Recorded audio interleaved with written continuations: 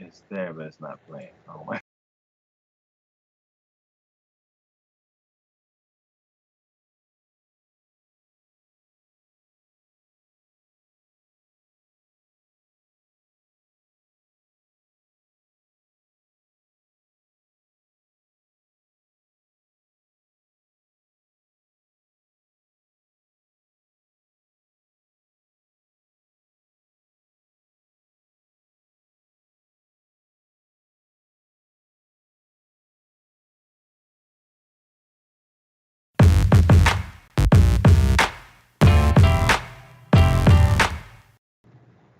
Hey!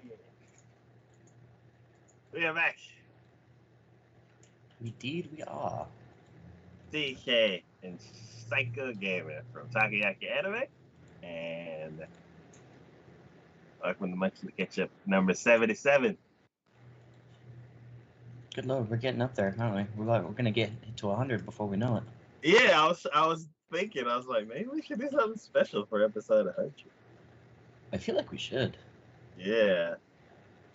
We got 30 months. I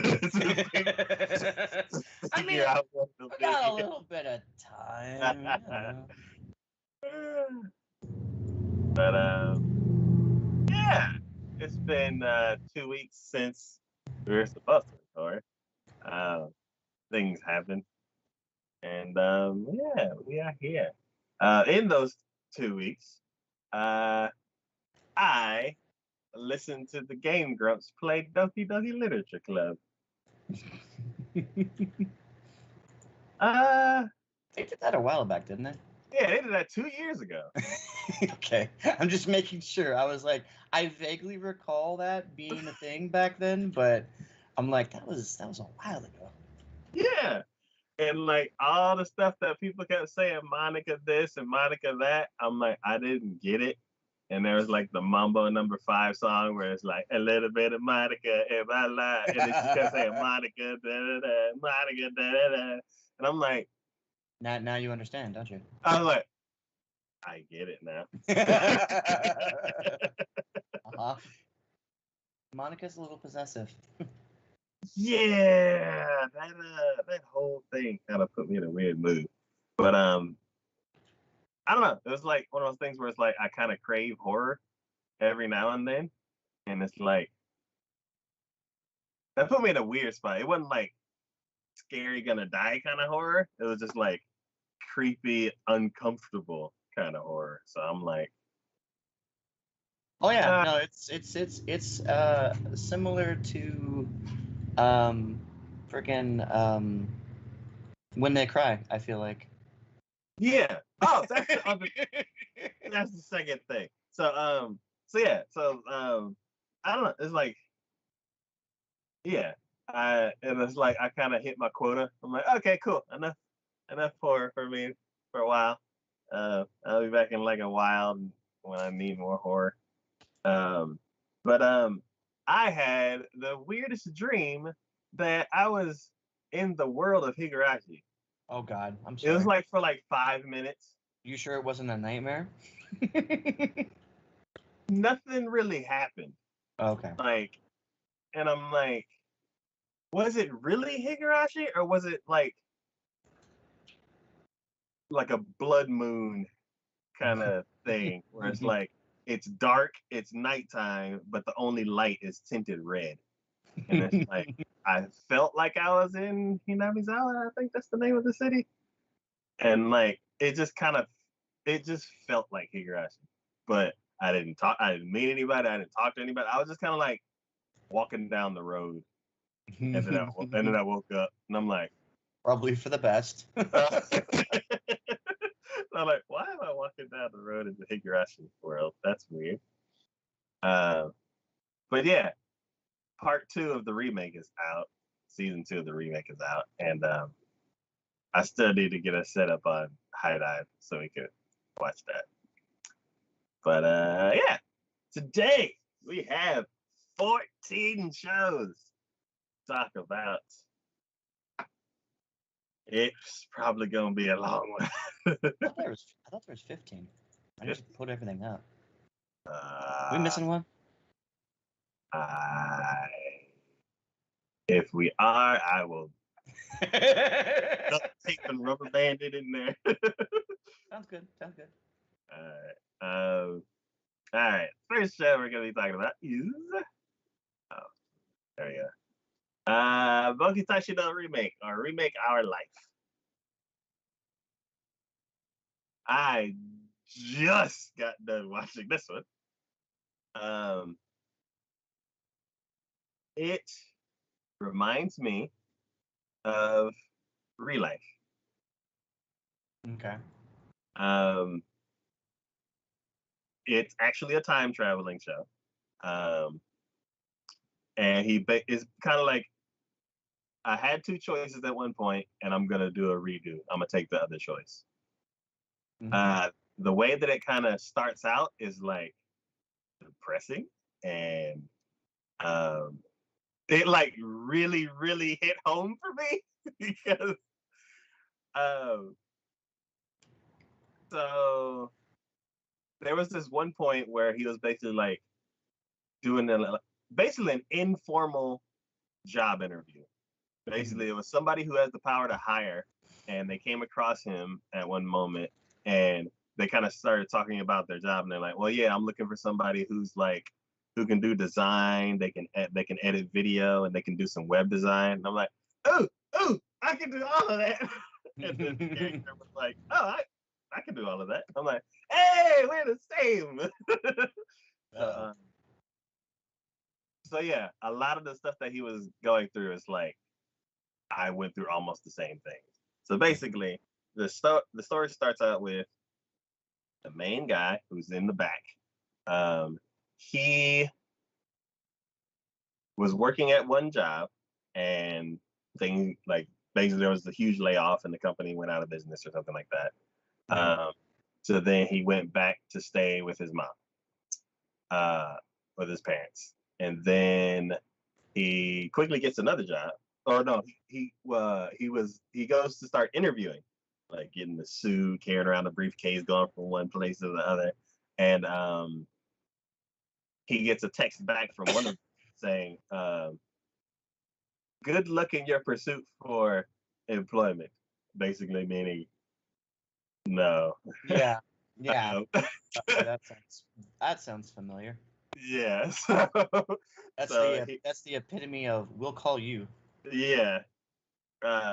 So he like his phone buzzes and he sees that and he's like, and then he's about to cross the street over this bridge thing, and there's this girl kind of like looking over the edge of the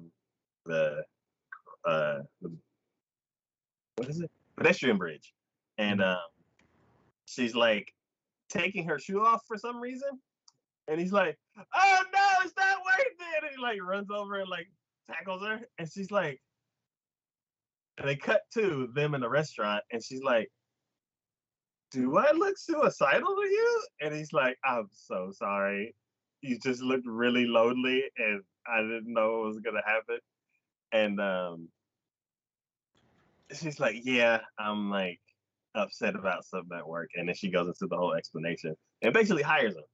So he, she's like, basically, like, if you would describe the room that he gets put into, it would be the room that the company nicknames the dungeon. The room where people just throw stuff into that they don't want to deal with. Yeah. And it's stuff that's important, so it's all in the same room, but just nobody wants to deal with it. Yeah, exactly. Yeah. So you walk into the room and I'm like, I see stuff. I'm like, okay, there's a lot of files, and I'm like, I start see because she works at a game studio. Like some of the odds and ends that are kind of put there are like interesting because if you're in that kind of industry, you're like, oh, that's a figure for something. We're like, oh, that's like you see like a box of props, and you're like, oh yeah, they do Foley and stuff like that. So I'm like, I'm seeing like all these cool little things here and there, and she's like, yeah, we just need somebody to organize all this stuff. And he's like, oh, okay. And she's like, yeah, I'm sorry, it's like a real mess, but this is kind of important. And he's like, okay. And then yeah, he just starts like looking around and like grabs a stack of papers and starts getting to work. Cut to, she walks back in and like the room is completely different. Like it looks like it looks like a comic store. Like on the shelves, he has all the little figurines. Like you don't see the props anymore because they're stored away properly. Like Mm-hmm. all the files are all organized against the wall, so it looks like a wall of manga. And then he's in there, like the floor is all clear. He's just there, just typing away. And she walks in just stunned. And then he's like, "Yeah." So what I did was I went through all these files, and the dang it, what is it called? I haven't worked on stuff like that. But, the way that things are named, Mm-hmm. like the naming structure. I can't remember the word for it, but he's like, yeah. So what I ended up doing is I ended up putting these number codes. Like before, he's just talking to her. He's like, before everything was numbered, everything was put in order by number. So what I did is I I put it in an alphanumeric system. So this means that, and this means that, and then I go and he goes through, and I'm looking at the file name structure, and I'm like, yeah, like dating or some kind of thing, and then the actual name of the thing. I'm like, this is what I did for a living. I'm like, this is cool. And then she's like, yeah, I did not expect like all of this. She's like, you far exceeded my expectations. And then like, he's done going in that room, and then now he has like a desk out with everybody else, and everybody's like, hey, can you work? I need a short like interview for later on in this thing. We need to launch a thing. And he's like, yeah, I'll work on that tonight. And he's like, oh, what about this one thing? He's like, yeah, I'm gonna work on that tonight, and then it'll be ready for in the morning. So they're like just like a smooth running machine now. And Mm-hmm. then he's doing well, and then like of course it can't last like 2 minutes. Then it cuts to like the next month and a time skip, and they're like, is that the last project that we have? They're like, yeah, there hasn't been a lot coming in. And he's like, where's the boss? And like, yeah, we haven't seen her she's been out a lot. And I'm like, God. I'm like, now what? And then she comes in, of course her hair's in her face, and like there's no facial expressions. I'm like, shit, everybody's getting fired. So she's like, the project has been shut down. The higher ups, they don't blah blah blah. And then like in the back, you're like, yeah, I knew it. They only care about that social mobile game, and they like walk off. And I'm like, ah. I'm like mobile games and like traditional other games and like celebrating anniversaries for certain things. It's like the only games that I see nowadays coming out saying like anniversaries are like Nintendo or other kind of Japanese franchise where it's like Final Fantasy like 35th year or whatever, like just some year, and they're like, and we're doing something special for it. So I'm like, this sucks. So then when you meet the guy, he's on a bus. So then it cuts to him on the bus again, and I'm like, and he's like, I lost my job. I'm gonna go back to my mom's house. I'm like, wait a minute, you just did all of this. What's happening? Are y'all playing around with the with the time, like the timeline? Yeah, the timeline. And I'm like, wasn't that a flashback? And then he gets back home, and like, when he was home earlier, his sister brought him something that he had left, and before he went to his job, he laid it on his pillow. So he flopped down on the bed, and then woke up later that night, and then looked up, and the thing was still on his pillow. So I was like, oh no, this is a continuation. And I'm like, you lost your job twice in like the course of 3 months. I'm like, this sucks. I mean, in that industry, it's not a big surprise. I know. And I'm like, it's like I hear about those stories, but I don't actually, especially like Blizzard right now. Like, oh my God. So I'm like, okay, now what? And he's like, yeah, well, back in high school, he's like, I decided to go towards this job because I feel like it was safer. Mhm. And what I really wanted to do, like, is follow my heart and actually go into a creative field. And I'm like, I did the opposite. I went into a creative field instead of following, like, getting into the whole 10% automatically accepted kind of thing. So I was like, yeah, do that. um, Yeah. so then, It's amazing though that I mean, so far the story itself in regards to that, they're taking a lot of like real to life situations, because not only is that pretty common in that sort of field where, you know, again, like you said, is the layoffs and stuff are, I mean, even in the anime itself, there was no surprise when stuff like that happened. People knew it was coming, and yeah, that's almost the same thing as it is in like in industries today, basically. When you know you're not getting the work, or the whatever you just released is not hitting the sales mark that they're wanting, yep, you're gonna it's coming.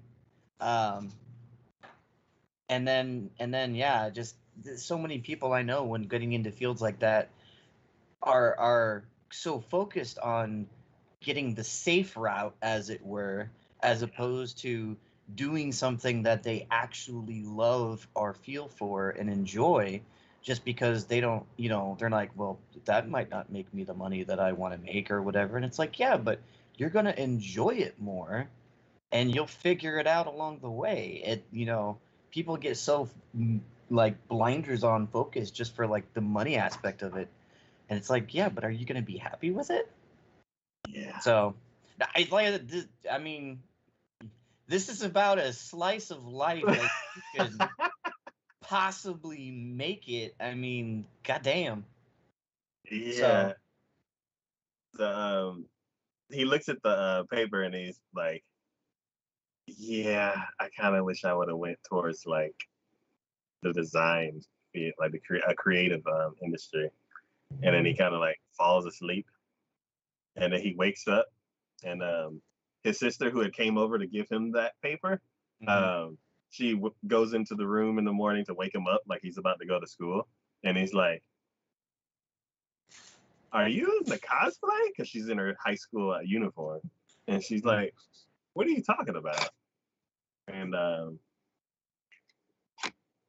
he's like asking all these other questions, and then he like gets up, and like half of his manga's missing, and he's like, did you borrow my book? She's like, no, because every time I try to borrow it, you get mad at me. And he's like, how come Asterix War is only at volume 7?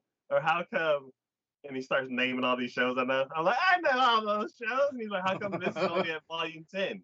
Like, this was finished back in so and so. And he starts looking around and he's like, why do we have a CRT? I thought we replaced this with an LCD. And he's like, going through everything. And then he looks at the year and it's like 10 years ago. And he's like, wait. And he like, all of a sudden realizes that me, I'm like, you're in a dream. Like, we're going to Yeah, go 12 episodes and I then you're going to wake up. I would have immediately been like pinch. I'm like, trying to like maybe slap myself a few times, go run in like cold water or something. I've been like, no, no, no, no, no, no. I would try every possible way I could think of to be like, okay, what else is there that could I possibly wake myself up with, in regards Yeah. to that, before thinking I'd travel back in time. Yeah. So then during the every now and then when he has like some downtime, he like goes through this art book that there's this one artist that he really likes, and it was kind of like a like a hint to the end of the episode. I can't remember if this one was like an hour long or if it like a It, double episode it or says it on AniList that the first episode aired with a runtime of about 51 minutes. okay, so yeah, so this is the one that had the the double episode, and so he basically just he's done with high school, he's about to go to college, and he decides, well, I don't even have two choices anymore. This I only got accepted into the creative field, so I guess that's what I'm gonna do since there's no other choice. So he goes into the orientation. Um, there's this redheaded girl there that looks exactly like his boss from the future, and I'm like, hey, that looks like what's her face. And then he meets like a couple. Oh, he moves in to his dorm with 4 other people, which are all the people that are on the screen. And no, the other guy, no, there he is, the guy roommate's there. So yeah, so basically it's his boss and his 4 roommates that are there, and yeah, so they don't really know anybody, and they all have assigned seats. They get into the thing, and then they get this speech from this one lady. And it was interesting. I really liked the way that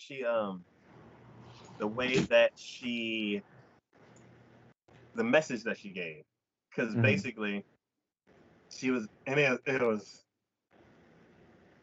so smooth the way she did it. So basically, she's like, okay, everybody here is in the creative field. It's like, who wants to work in movies? And everybody's raising their hand, and they're like, who wants to be a screenwriter? It's like, who wants to go into gaming and all that kind of stuff. And people are like, yeah, yeah. And everybody's like, ah, cool. There's no people. So they're all like getting excited and everything. And then she's like, okay, how many people from like there was 150 people last class. How many people do you think got a job? And then somebody was like, 40? And she's like, that would be great. 8.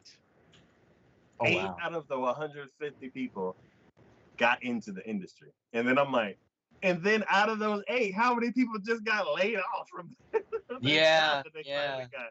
I'm like, Jesus. So she's like, basically she's saying like life is hard. What you're doing, basically she's saying what you're doing is a niche industry. It's hard enough to do something like to basically like do the job that the main character originally went to. She's like, now you're in the creative field. The creative field is even harder.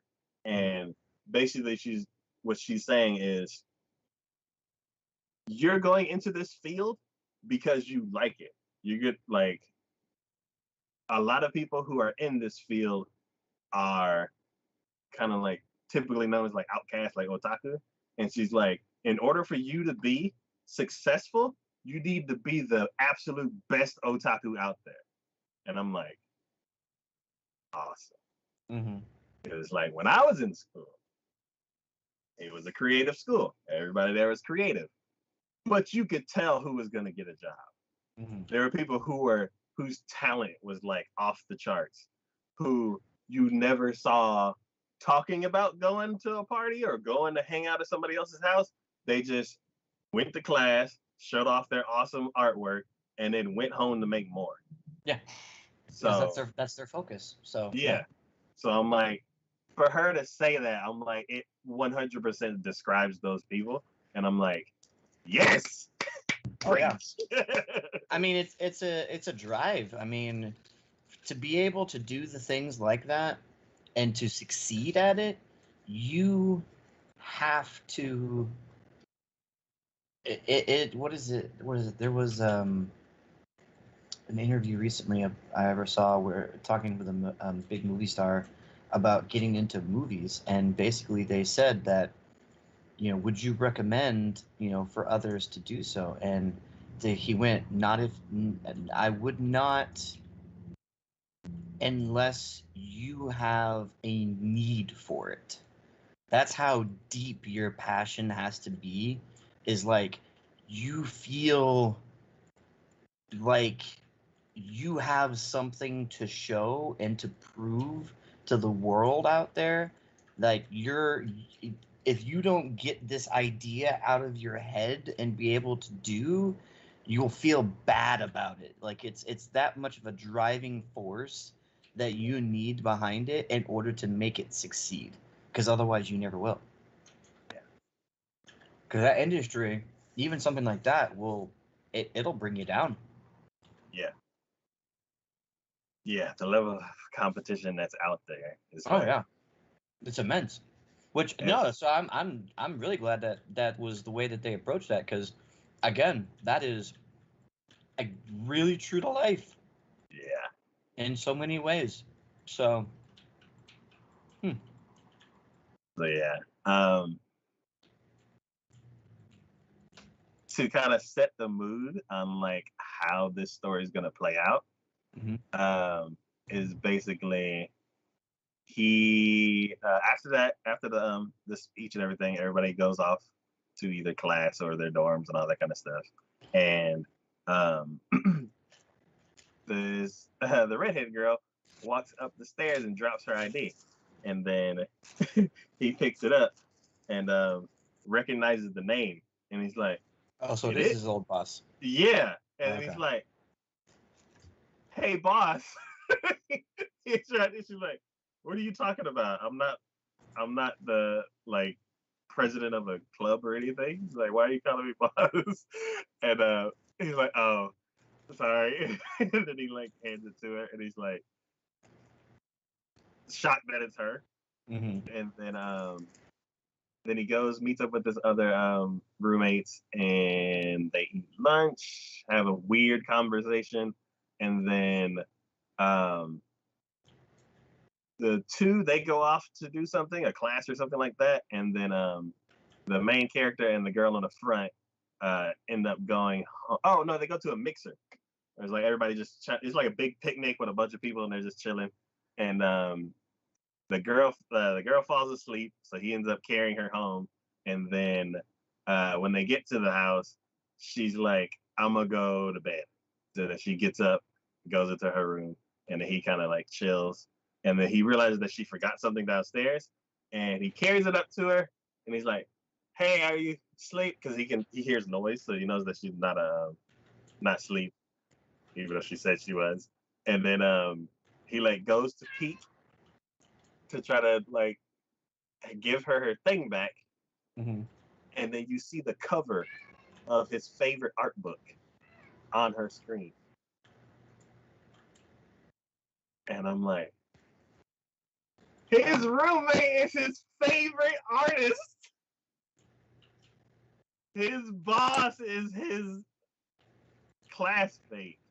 I'm just like. So the connections now are becoming numerous as far as that goes. I'm like, holy shit, this is awesome. I'm really curious how well they're going to blend in, like, the interactions and, like, how this is all going to pan out, because already his decisions and what he has done has changed the future for what he probably knew it as. Yeah. Like, even if he tried to go back to what he had originally did before, that would have already been different. Yeah. So that's interesting. Yeah, I'm curious, like because I'm like, he's good at what he does, like. So he does have a talent for it then. Yes. Okay. Like he whatever things that were required for his application to go into the art school, he got accepted. So it's like he has talent. He is like a good worker. He knows the industry from like turning the dungeon into like the most organized resource room ever. And one thing I'm confused is like, how is his original job different than a creative job? He was doing the creative work, or was he there like, or is he like, should I go maybe computer science, like maybe organization kind of thing instead of the actual artist? Maybe his original work, even though it was creative in its own way, he wasn't like, he was, because he didn't have the degree for it or whatnot. Maybe he was just viewed of as a lackey and was never put in charge. Because the way you described it when he first went to that other place, it sounded like he was kind of the gopher guy. They told him, hey, we need this, hey, we need that, hey, we need this. But he was never able to like lead a project or do anything with it, probably because that was never his forte, maybe. Well, that was probably something that like you have to be on a bunch of successful games and then move up to being a lead to where you can get that position. Yeah, I feel like he was more towards like the coder side. Like maybe he was the more like data person instead of like the artist. I mean, it's a possibility. So, yeah, I mean, it sounds like to me, if they really pan this out in the appropriate way Mhm. and everything, that he'll be more successful in doing this once he gets into it, only because, as we said before, he's going to have that drive. Yeah. He's going to have that passion for doing what he's doing. But, previously he enjoyed it, but it wasn't his passion. Yeah. So, this is a person, when you have that passion for something like that, you will go out of your way to do whatever you can, however you can, in order to fulfill the idea that you have inside of your mind. And you will not stop until it is exactly the way you want it. As opposed to somebody, it's just like somebody who views work as either a job or who actually has a good work ethic for something like that. That's the same difference as far as that goes. Somebody who views a job like that as a job, they're just going in there to collect a paycheck. They're clocking in, doing whatever they absolutely have to do, and then clocking out. But somebody who's like, good work ethic, and someone who's like starts becoming passionate about it, they're going to go that extra mile to make sure not only are they completing the job, but that it's going to be successful. Mm-hmm. So, yeah, no, go ahead. I'm curious, like, because I'm a generalist, I'm like, I do his old job and the job that he's going to do. So I'm like, I'm just kind of confused. Like, why was that two different things? I'm like, maybe I specialize in project management, and then you specialize as being an artist. I was actually having a conversation a while back with somebody last week on Saturday when I was streaming about game development, and he's worked with a couple of companies and some big companies too, and basically, yes, there are people who wear multiple different hats in the profession, depending upon the size of everything and depending upon the quality that they are expecting. They will have specialists in specific fields just for certain positions. Yeah. So yeah, that to me sounds more like what that is involved with, is that we're talking about like bigger projects, high end jobs and stuff like that, where like when you have an artist, like you could be an artist in the game, but you could only have, say for instance, you're the character artist, or you're the environmental artist, or you're the depending upon the game, you're the weapons artist. It's like, because it's very niche, it's very specific, but because you're so narrow focused, you're incredibly good at whatever it is that you're doing. Yeah, that would make sense. The I guess the difference is when I went to design school, I learned everything as a generalist. There wasn't like a school for project managers or a school for concept artists. Like, you went in and generalized, and then towards the end, you kind of like branched out a tiny bit, but it was still more of like a general course. So I can see like maybe in Japan, and like maybe the specifics aren't necessarily as much for the schools as it is just the experience. Like, well, because I'm thinking, I'm like, he had two things to pick, and it's like, were his, did he go to like, did he apply to project manager school and then concept artist school, and he just went to one of those two, or what was the job that he actually, like, what was the school that he actually went to that's so different from the gaming industry, even though he was in the gaming industry? I'm just like, it doesn't. It sounds to me like you more like what you were talking about before, is that it was probably more in lines of the safe bet, which would be coder and programmer and stuff like that. Yeah. As opposed to the artistry behind such things and being able to, create the actual environment, characters, and all that stuff he was the one who was bringing everything that the artists were producing to life. Yeah. Yeah, like Which is pipeline school. which is fine, which is perfectly fine. But it's just a matter of what you're more interested in. Hmm. And especially nowadays, if he really does have a talent for artistry, I think like games themselves, a lot of times people base it purely upon the looks of it. Hmm. There are some that will prefer the gameplay, which would be from the coding's perspective and everything. But so many people look at just the actual look of it, that if he actually does have a talent for it, yeah, then he should definitely go for it, because that will be the driving point for for a lot of the sales of games, is just the very look of it. Yeah, I'm wondering if what's going to end up happening, because part of me was like, well, since working for these studios is not panning out because of all the like project cancellations and stuff like that, I'm like, just go ahead and get you a job that pays bills, and then like find a group of people to like get together and be an indie studio. And I'm like, oh, that's probably what's happening in this story. I'm like, you already got the lead, Probably. you already got the concept designer that's his roommate, the already concept artist, you already got the project manager that's like his classmate. So I'm like, oh, that's what's happening in this show. He's Okay. essentially building his own studio Yeah. by knowing he has future knowledge of how well these people work, and he knows that they can do the job well. Yeah. So he'll be able to bring everyone together and probably make something amazing looking or whatnot. But no, that's interesting.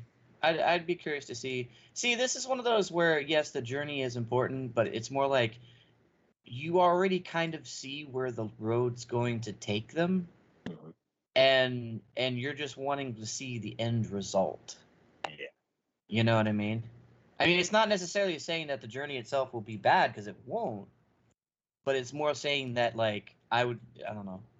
It would almost be, this is one, if I were to actually watch it, I think I would want to have the whole series out, just so I could be Yeah. like, all right, come on, let's get to it. Come on, roll it. Come on. All right, and yep, I know this is happening. Yep, okay, relationship. Okay, cool. Let's get back to it. I want to see where you guys, where's the happy ending? You know what I mean? Because it's like um the way that this seems like they're doing it is going to be a sort of akin to X-Men Future Past, Okay. where I see that, because it's like they what we were shown before in that was like the worst case scenario, and it almost seems like in his situation, because of how down on his luck and everyone around him was having horrible, like even his boss was having a horrible time. Yeah. I mean, he even saw that. And it's not to say that she's not the bad guy in this scenario, as far as that goes. She didn't have a choice. Yeah.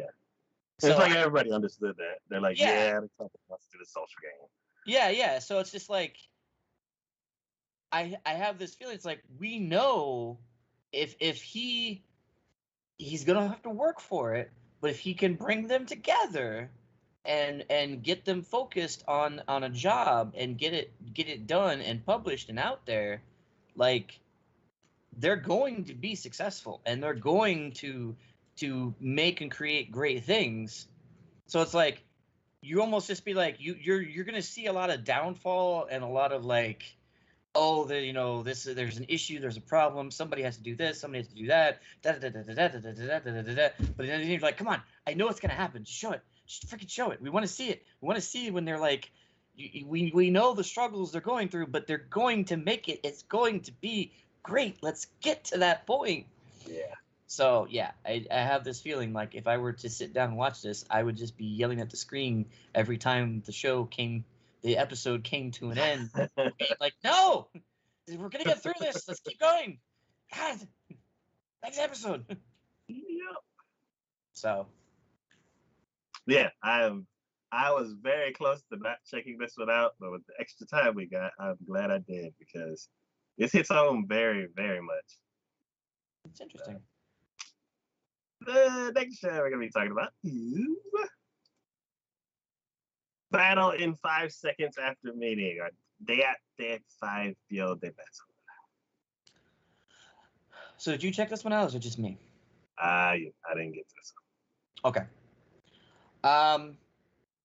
This is weird.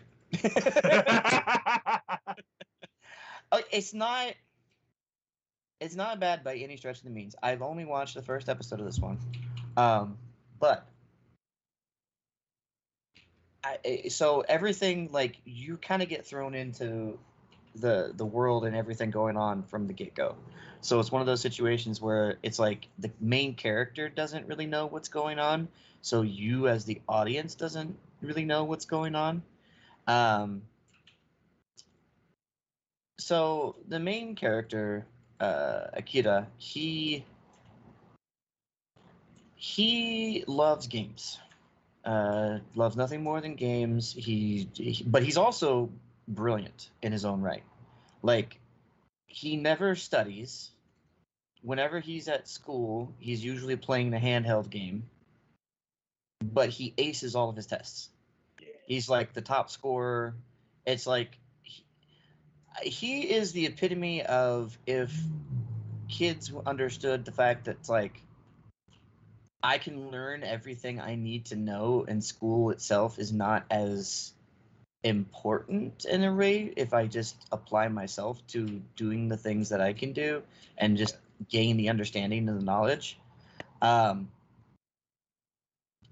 And then at one point, while he's on his way home, or he's on his way to school, a car pulls up in front of him, and essentially this giant dude comes out and starts chasing after him. And he doesn't know what's going on, and he kind of starts freaking out, but then he kind of thinks about it in terms of a game. And he's like, if I think about it in terms of game, I can know, utilizing what I can do and utilizing my environment, I can find a solution to get myself out of this situation, which he does. Then the let's see if you have the same, but yeah, so the lady in the back and with the purple hair with that big old hat. Yeah, she's like a cat. I think we got that from the synopsis. Yeah. Yeah. Is that from the synopsis? Okay, yeah. Well, it doesn't say. They calls a mysterious girl named Mion. So, Mion is essentially a cat. Anyways, basically says that she shows up and essentially out of nowhere he gets, I guess, essentially shot, but he doesn't see from what or whatever, and it's a giant hole in like his chest. And he just passes out, and then all of a sudden he wakes up and he's fine. There's no hole, there's no nothing. He doesn't know what the hell's going on.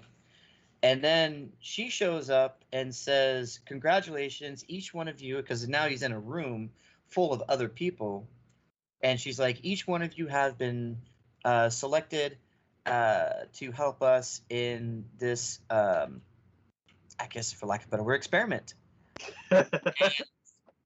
She explains that each one of them have been given an ability, a power, and each one of them is wearing a collar, which is dampening that power, but when the collar's turned off, they can utilize the power however they want. And basically, then they get put into a battle scenario where it's like they have to fight each other, and they're testing to see who can come out on top. No, they don't specifically say what will happen to the loser. They do allude to what will happen to the loser of each match. But they'd also tell everyone that basically, as far as Japan is concerned, they no longer exist. They have been taken off the registry. There's no longer even any records of them being born. They're just gone. They're ghosts. So Okay. saying stuff like that and then going, all right, now you all have to go into essentially a 1v1 battle scenario. It's kind of like,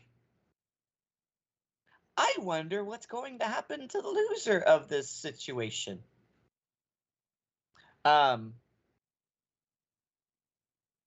So he has one match, and basically each one of them is goes to a room, and the room, eerily enough, is designed towards everyone's like likeness, so it shows how much they actually know about everybody. Because he has an absolute love for candy, and he gets into a room that has like a table that he can sit at. It's almost like a desk essentially, and it has his favorite candy sitting there, and he's just like, okay, and he has some of the candy, but each one has a letter to say what their powers are, and then they're given a certain amount of time to kind of try their powers out before they're then put into the situation where it's 1v1. And yeah, he goes up against somebody who essentially can turn, I guess what his ability was like, turning wood into a sword or something like that. Like he just had like a small piece of wood that he turned into like a katana. And yeah, the girl, the cat girl, you end up finding out she can turn her arm into like a gun. Because at one point before all this happened, one person came up on the stage that she was on and started saying that, you know, all this is bullshit. You can't da da da da da da. Well, she turns her hand into a gun and shoots him and kills him. Yeah. Well, it's like turns into a cannon. Her whole arm turns into a cannon. And she was like, thank you. I wanted to make sure everyone understood. And I'm like, oh, no, I think you made sure everyone understood quite well. Crystal clear. Crystal clear. I got it. Appreciate it. But the interesting thing, she actually, Mion has is kind of like rooting for Akira, I guess, and thinks he'll make an interesting contestant, and based upon his power that he was given, and his power is whatever everyone around him thinks his power to be. So he has to convince those around him, or like those he's facing off with, what his ability is in order for him to have an ability. Otherwise, he doesn't have an ability. That's an interesting way to do it. So he basically convinced the dude he was facing that his ability was turning his arm into a cannon, like the cat girl had, and then all of a sudden it happens, and he ends up like shooting a hole in the wall behind him, and basically the guy gives up from there. You can give up. You don't have to like kill the person or whatever. You can make them surrender or whatever. And I'm just like, all right, yeah, this is interesting. I don't quite know where this is going, and even the main character is like, I don't quite know where this is going. But it's funny because he feels like, because of how he got put into the situation, he essentially lost the game at the beginning to Mion. So his current goal right now isn't necessarily to find a way to escape or to get out of this. He wants to defeat Mion. Mm-hmm. And I'm like, well, I mean, I guess that's interesting goal to have given the circumstances and the situation, especially considering she actually knows what your ability is. Yeah. But I mean, hey, more power to you. I see what happens. But yeah, I mean, like I said, this is weird. It's weird, but I mean, interesting. I considering you're not really given a whole lot of information, especially in the first episode, they kind of throw you into the thick of things. But again, their whole process in this is keeping you, the audience, as clueless as much as the main protagonist, and trying to figure out, as he figures things out, what the hell's going on. Okay. So interesting. Yeah. I might have to check that out. Yeah, and who did this one again? Who was the studio behind this?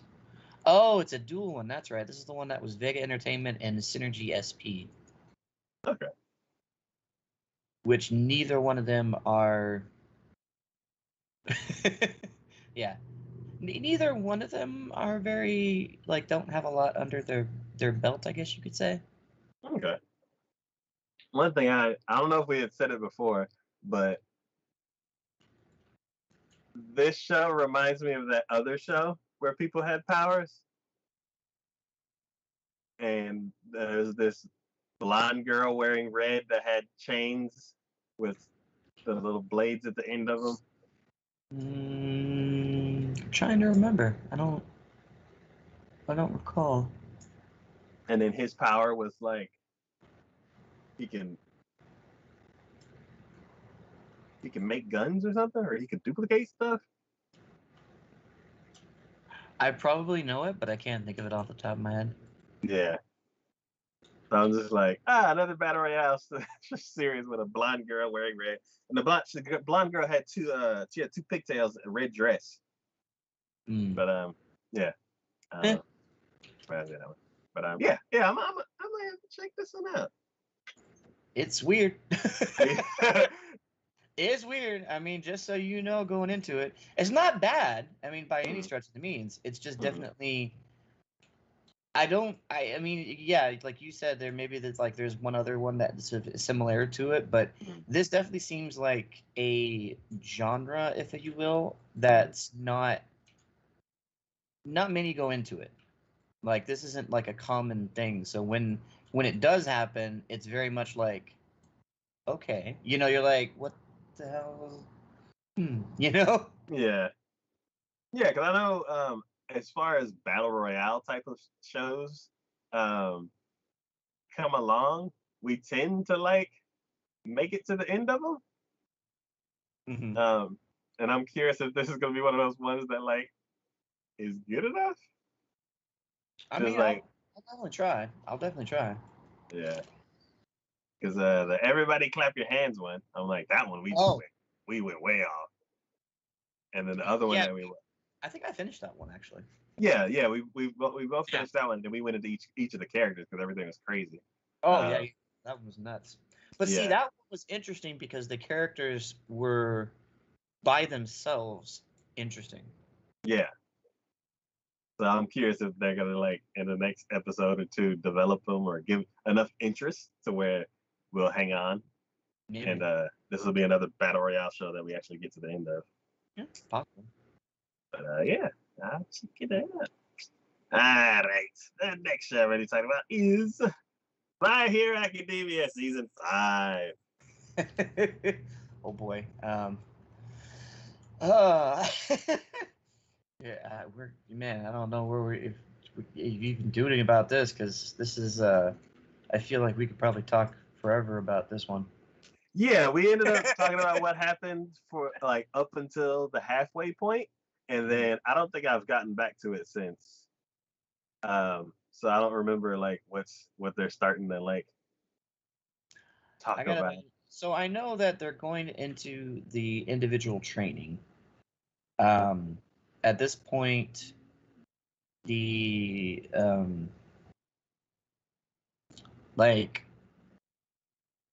God, Bakugo, Izuku, they're all now training under Endeavor. So I know that's currently happening. And Hawk has basically uncovered. He's kind of been put into a situation where he has to go as a double agent undercover to basically there's an organization that's gaining momentum amongst the pilots and also the heroes, unbeknownst to the hero agency, that is basically plotting to start, I guess, a revolution. Yeah, they're supposed to start like an uprising in 4 months or something like that. Is where we left off. Okay, that's where we left off. I think that kind of crossed over from the previous, because that was more like the second half of that kind of went to. But I think this mostly then. Okay, so I say for the most part, then what we could probably say as far as this is that it's from the second half. This has been primarily, I think, um, talking about Endeavor and his family for the second half. Okay, because I remember we were like, maybe they're gonna do a time skip, and when it starts back up, like it's the day before the battle's supposed to start. So No, it's yeah, like that. yeah. I remember that's what we did talk about. No, this has been primarily Endeavor, because in the first two seasons, Mhm. definitely made Endeavor out to be an ass, like a complete and total ass, because um, everyone felt for Shoto and his situation, and just understood that Endeavor was the one that caused him to be the way he was. So, you know, you definitely had some feelings towards Endeavor, but this is now. I feel like since Endeavor's been now put into the number one's hero spot, he always strived for it, but I think deep down he understood that in comparing him to All Might, he was never going to reach that. He had a goal set out in front of him of like, I want to beat this. I want to be the top. But it's like once he reached that spot, and not through necessarily anything he did himself, he didn't know what to do. His goal was gone. Yeah, and it was not through him actually achieving it. It's like No. it's it's like Goku and Vegeta. It's Yeah. like Goku, Vegeta is always like just barely number two, and then Goku dies, and all of a sudden Vegeta just gets put in the number one spot, and he's like, "That's not how I wanted to do it. I Yeah. wanted this spot." I wanted to be the number one because I made it to number one, Yep. and I was the better person. And I feel like that's kind of the same situation. But I feel like now that he's there, now that that goal, that drive in him has been taken away, he's now being able to reflect for the Yep. first time. And now he's looking back and going, oh, I messed up. I messed up big time. I always put that aside and thought, for the betterment and being able to defeat All Might and being the number one and da da da da da da, I would always end up doing whatever it took and everything. And now that he's there, he can only see all the things that he did to get to that place. And now this is Endeavor's arc on being able to try to be better. And you know, I feel like even now there will end up like, so I think what we said before, that's like there'd be like a time skip as well. Yes. Like we said that. But I think like that's still a possibility, is probably going to end up happening. Like right after they're done with what they're doing now. Because here's the thing. We said they have to train and become better. Well, we've seen based upon this, they are training and becoming better, because the last episode I saw when Endeavor's son got in trouble, was in harm's way, all three of them showed that they're actually learning and getting better. Yes. All three of them, now the precision, the control, and everything that they said that they wanted to do is happening. Okay. So I'm like, but they still say, we've improved, but we still want to, like that drive for them, that's there, and they're going to do it. It's just they wanted, I think, and as far as story progression goes, they took the opportunity to show more of Endeavor, since they're training with Endeavor, and his story, and him trying to become a actual better person. Mm-hmm. But also now they're like, okay, let's show that yes, the kids themselves are improving, and now we're going to cut and now show the progression from there, because now it'll be understood that the process is happening. This is where we're at. This is where we're going. So let's go from there, sort of situation. Okay. So I still feel like there's going to be a time jump. Yeah. And I think we're going to see this whatever the situation that's going to come from this is going to it's going to happen. No. Hmm. They're not gonna kill Endeavor at the end of this season, are they? It's a possibility. Shit. I mean, you know how these things go. Cause they're like, oh, look at this character. Let's develop him and get him. You hated him before, now you love him dead. Yep. Mm-hmm. That's a possibility. It's a possibility. I mean, you know how it is. That's like what was it in Avengers: Age of Ultron when, you know, you never saw much with Hawkeye, and then all of a sudden they're like, "Oh, hey, look, Hawkeye has a family and everything," and then you're like sitting here going, "Oh, he gonna die, isn't he? Oh, he gonna die." And then he goes and tries to save that one kid who got separated from his parents, and all of a sudden, it was, if it hadn't been for Quicksilver, he would have died. Yeah. And you're like, I knew someone was going to die, but because you kept focusing on Hawkeye, you didn't think of it as gonna. So, by all tropes and all means and everything, I mean, the death flag is starting to get raised here because he already had a near-death experience. Yeah. But, you know, despite the fact that we were, it was like, okay, this is bad because if he's gone, how will this equate to the power loss that, you know, All Might's gone as well, and no one else can really fill the void. But now the kids are starting to amp their way up that chain. Yeah. So it's like, Endeavor hasn't redeemed themselves. Just hold on. Let's get some more redeem in there. Yeah, it's a possibility. No. It's a possibility. And you know, by all sense of the means, it might end up coming down to the fact that Shota ends up getting in trouble, and Endeavor makes a move and has to essentially sacrifice himself in order to save Shota.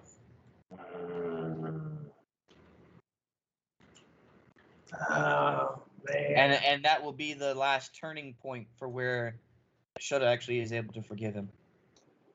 No.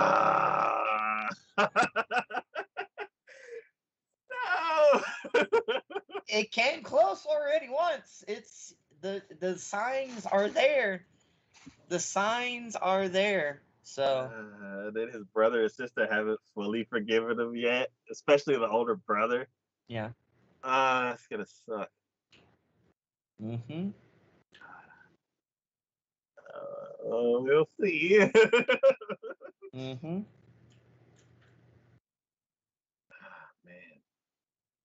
All right. Well. We'll see here in like another month and a half, 2 months roughly. Yeah. We'll see where we're at with that prediction. Mark it. I mean, neither one of us have read the manga, so we're just basically making blind guess based upon our intuition and when it comes to animes. So it's a possibility. All right. The next show we're gonna be talking about is Drugstore. You kind of shortcutted that one. I when I make these slides, I need to put the English title in there. Slow Life Isekai ni Tsukuryo Drugstore. Yeah.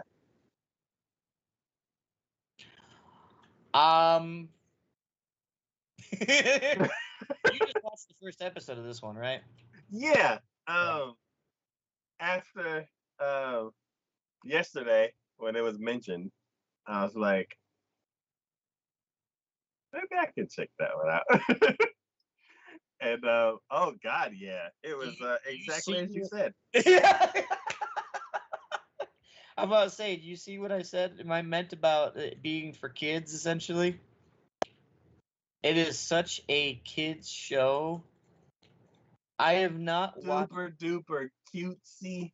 I have not bubbly. Watched a show that struck me so hard, like upside the head of being a kid show, as I have watched this one. Like, no explanation about anything that's going on. No, they're just like, you'll go with it, right? And I'm like, I don't know. We're thrown right into the mix, and it is so episodic on everything. It is just ridiculous. And whatever happened in the first episode has very little, if anything, to do with the next one.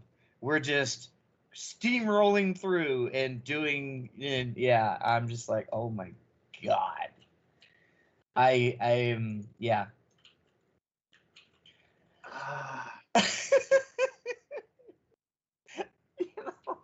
Isekais have been around so long that some shows just like, you know what isekai means. He was a salary man, now he's a pharmacist, and that's it. And you're like, but how did he become that? Like, no. Like, where did he learn how to do that? Where did he get the funds to become that? What, you know, at least like, don't worry about that. He's a pharmacist now.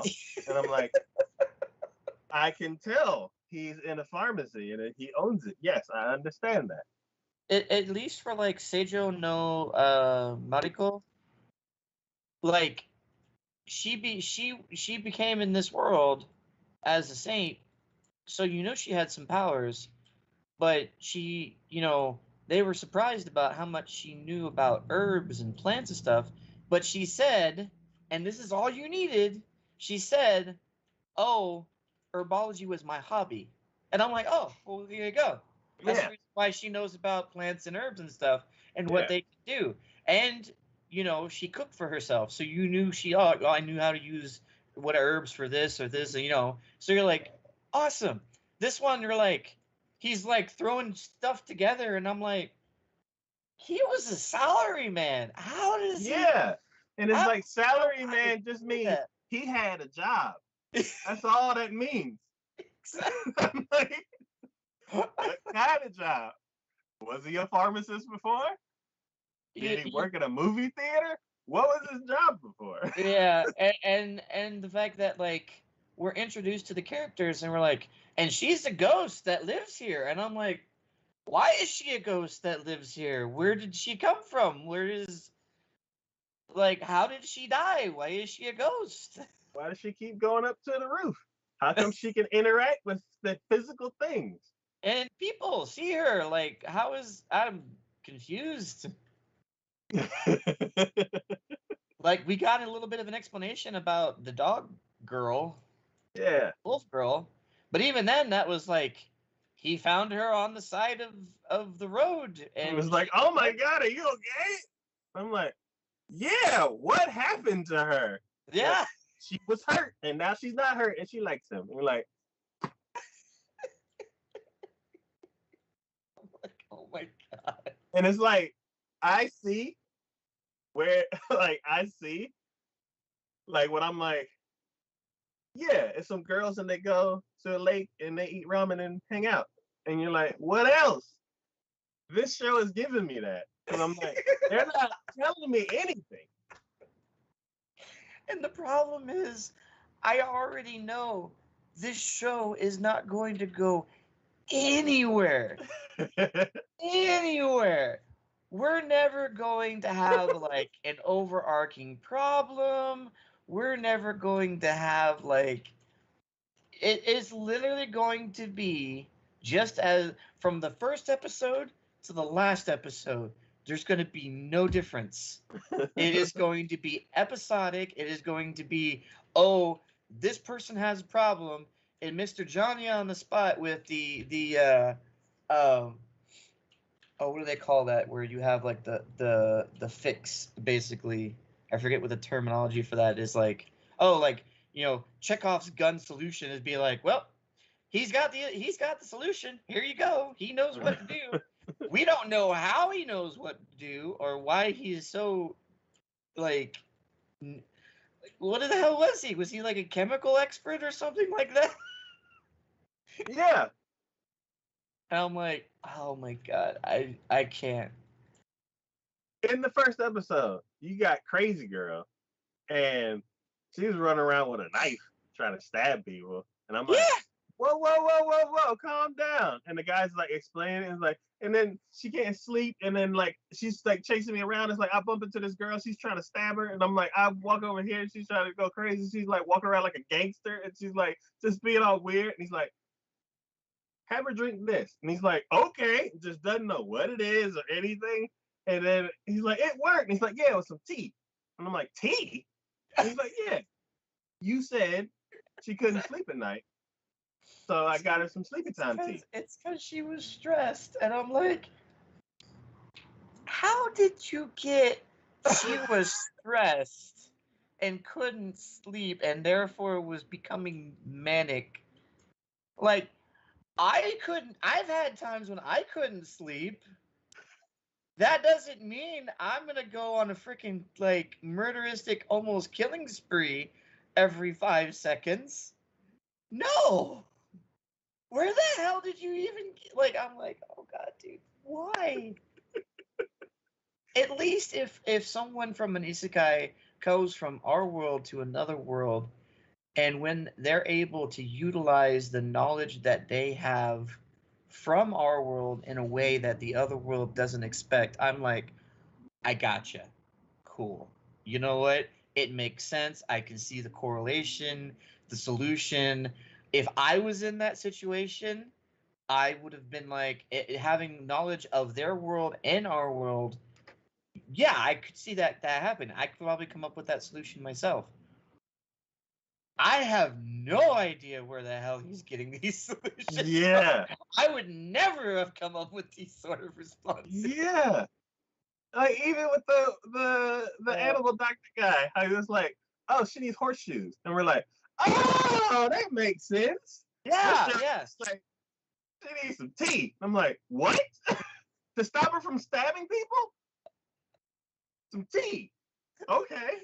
Go to prison with a whole bunch of killers and be like, That's what I was my prescription is he needs tea. Can you give him some tea? He'll be fine. You can let him go. Perfectly fine. Perfectly fine. Oh god, yeah. Out of all the isekais I have ever watched, this one is just the absolute most ridiculous one. But again, it is like there's no explanation. It's just a cutesy little system. Like that's why I said when it came talking about Kiki and this, I'm like, oh, you want cutesy? You think she like this one? Cause god damn, this is some cutesy. And I'm like, I don't even. I just think you guys wanted to have some sort of little wolf girl who like. Are these the same people who did that one with the fox god or whatever? You know which one I'm talking about, right? It's the shoot. It was a little fox god girl who was taking care of the dude because he was highly stressed or whatever. But he had like a thing where he liked to like hold and pet her tail because it was so fluffy. And the fact that they did that in this one with the fox girl, and I'm like trying to think about it right now, but I swear to God, I'm like looking at it going, this has got to be. This was like when that thing came up, when that part came up, I'm like, it's got to be the freaking same. How could two studios could be that like?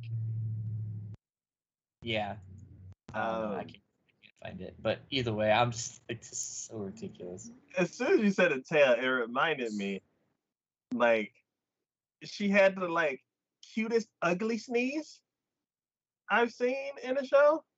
Oh Like, yeah. she like grabbed her tail, started rolling around, and then she was like, I'm like, oh, she's about to sneeze. And she's like, and I'm like, I was like, ew, but oh, like, like,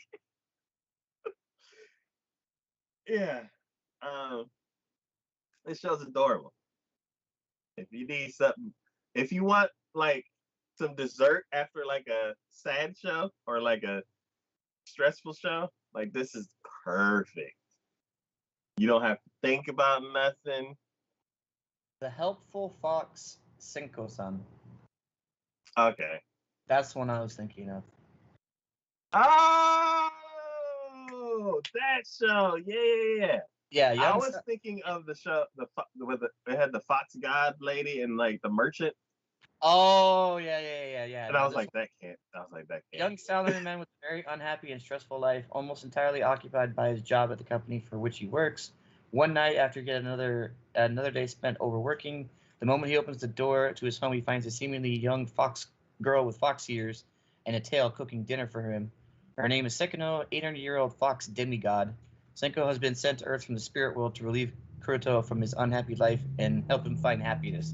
And literally, like, yeah, at one point he has an obsession with her tail, and when that girl came in and she started like holding on her tail, and the same reaction happened that she had, that I'm just like, is this by the same freaking people, and they just wanted to like throw that as like a running gag joke in there for some freaking reason.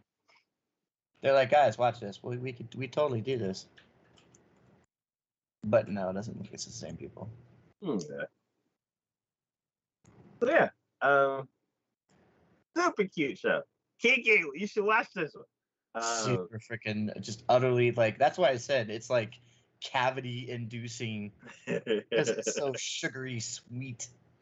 Yes. But anyhow, Yeah. So the next show we're gonna be talking about is how a realist built the kingdom.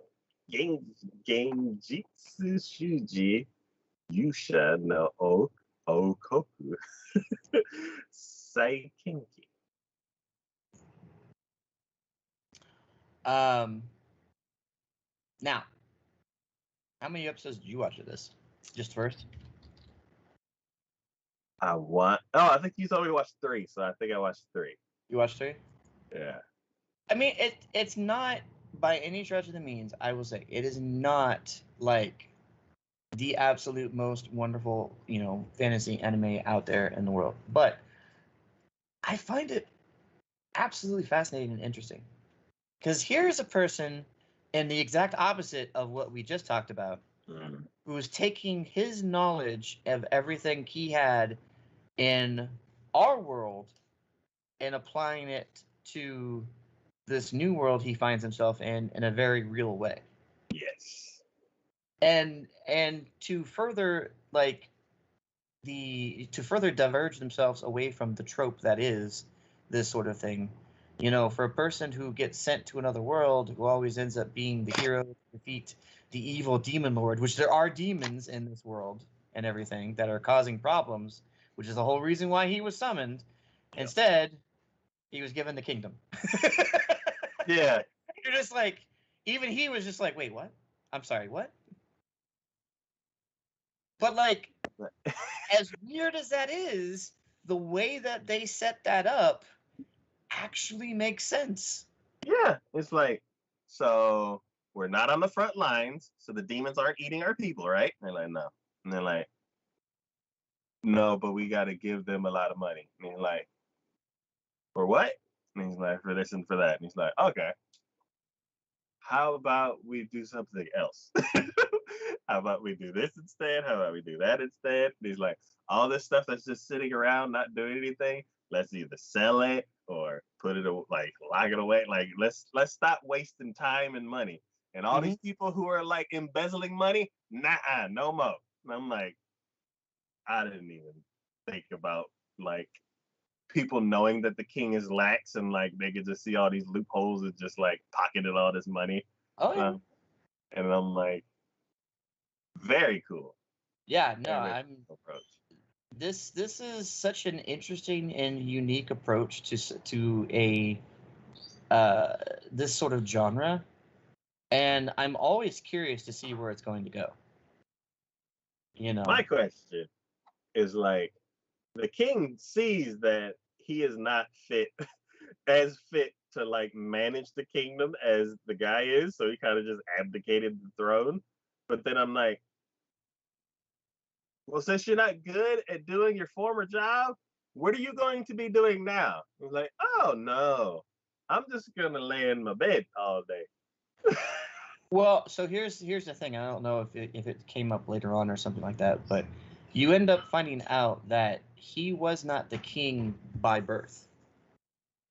The queen was the actual ruling, like, was the actual from the previous king. Yeah, He part of the became ruling king.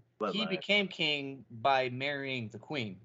He was not king to begin with.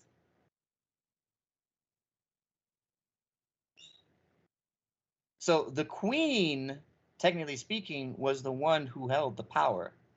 Yes, which makes sense Which, because she was like more yeah, regal. but but you also see, like, whenever decisions were being made, she kind of like was very sly about, like, kind of showing her agreement, or however she'd put in her 2 cents, and everyone would listen. Yeah, So I'm yeah, like, that's all, like, you know what, that makes sense.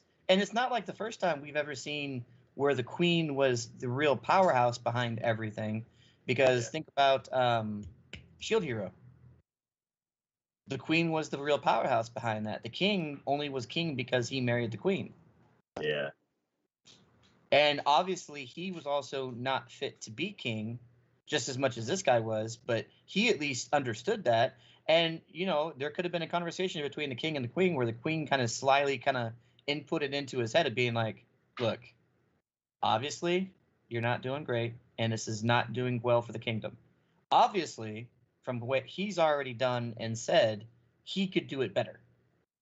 So how about we make that happen? you know and then probably not in so many words as far as that goes, but Yeah, I'm assuming that probably was the case. yeah. So, and Okay.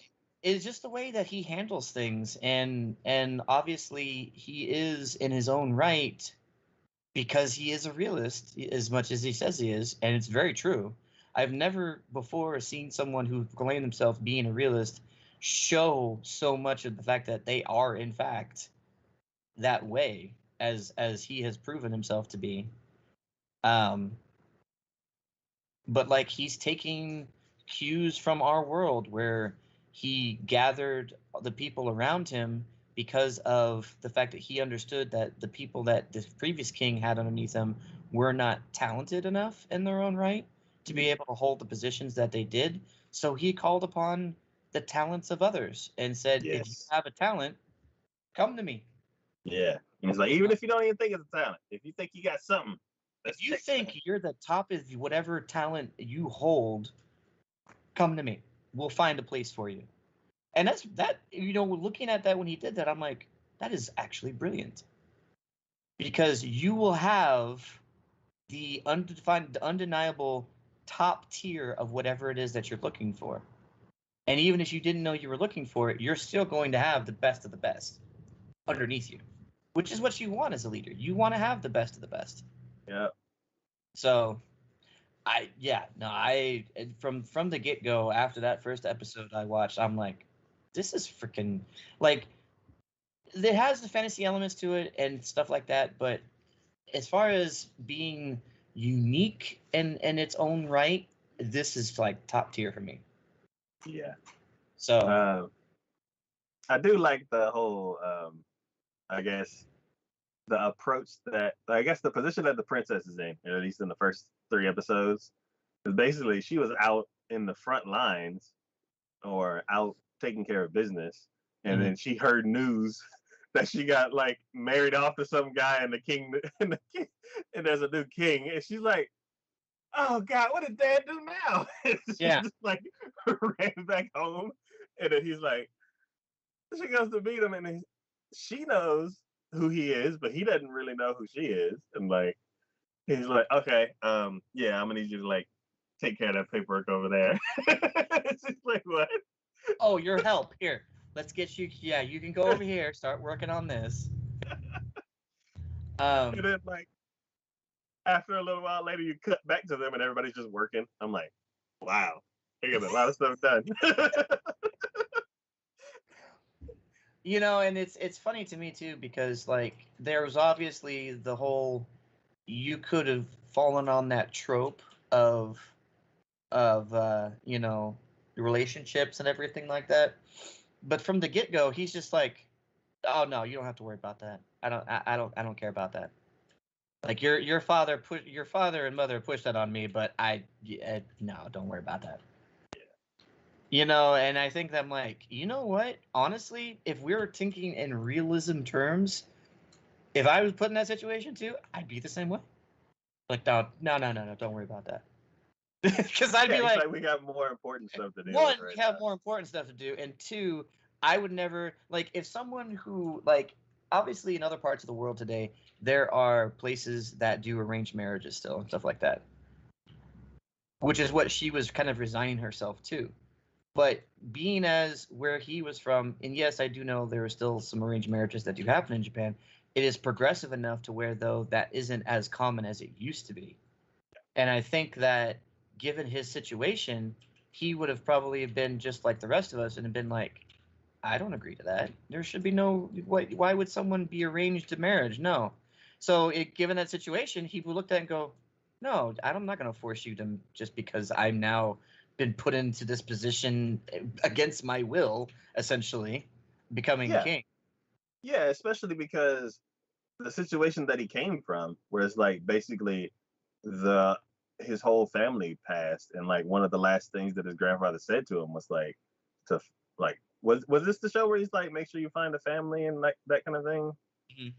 and like because of that he's like earnestly thinking about like having a family of his own, and then for them to just here take this woman, and he's like, no, we got way more important stuff to do with that. It's like I'm still trying to work that out in my own head. Like, Yeah, yeah, yeah. yeah, So like and again, such a refreshing approach to stuff like this that I'm just like I and I already see the workings and stuff like that because it's like we already found out that the little fox or wolf girl that he has with him now can actually speak to demons and stuff like that. yeah.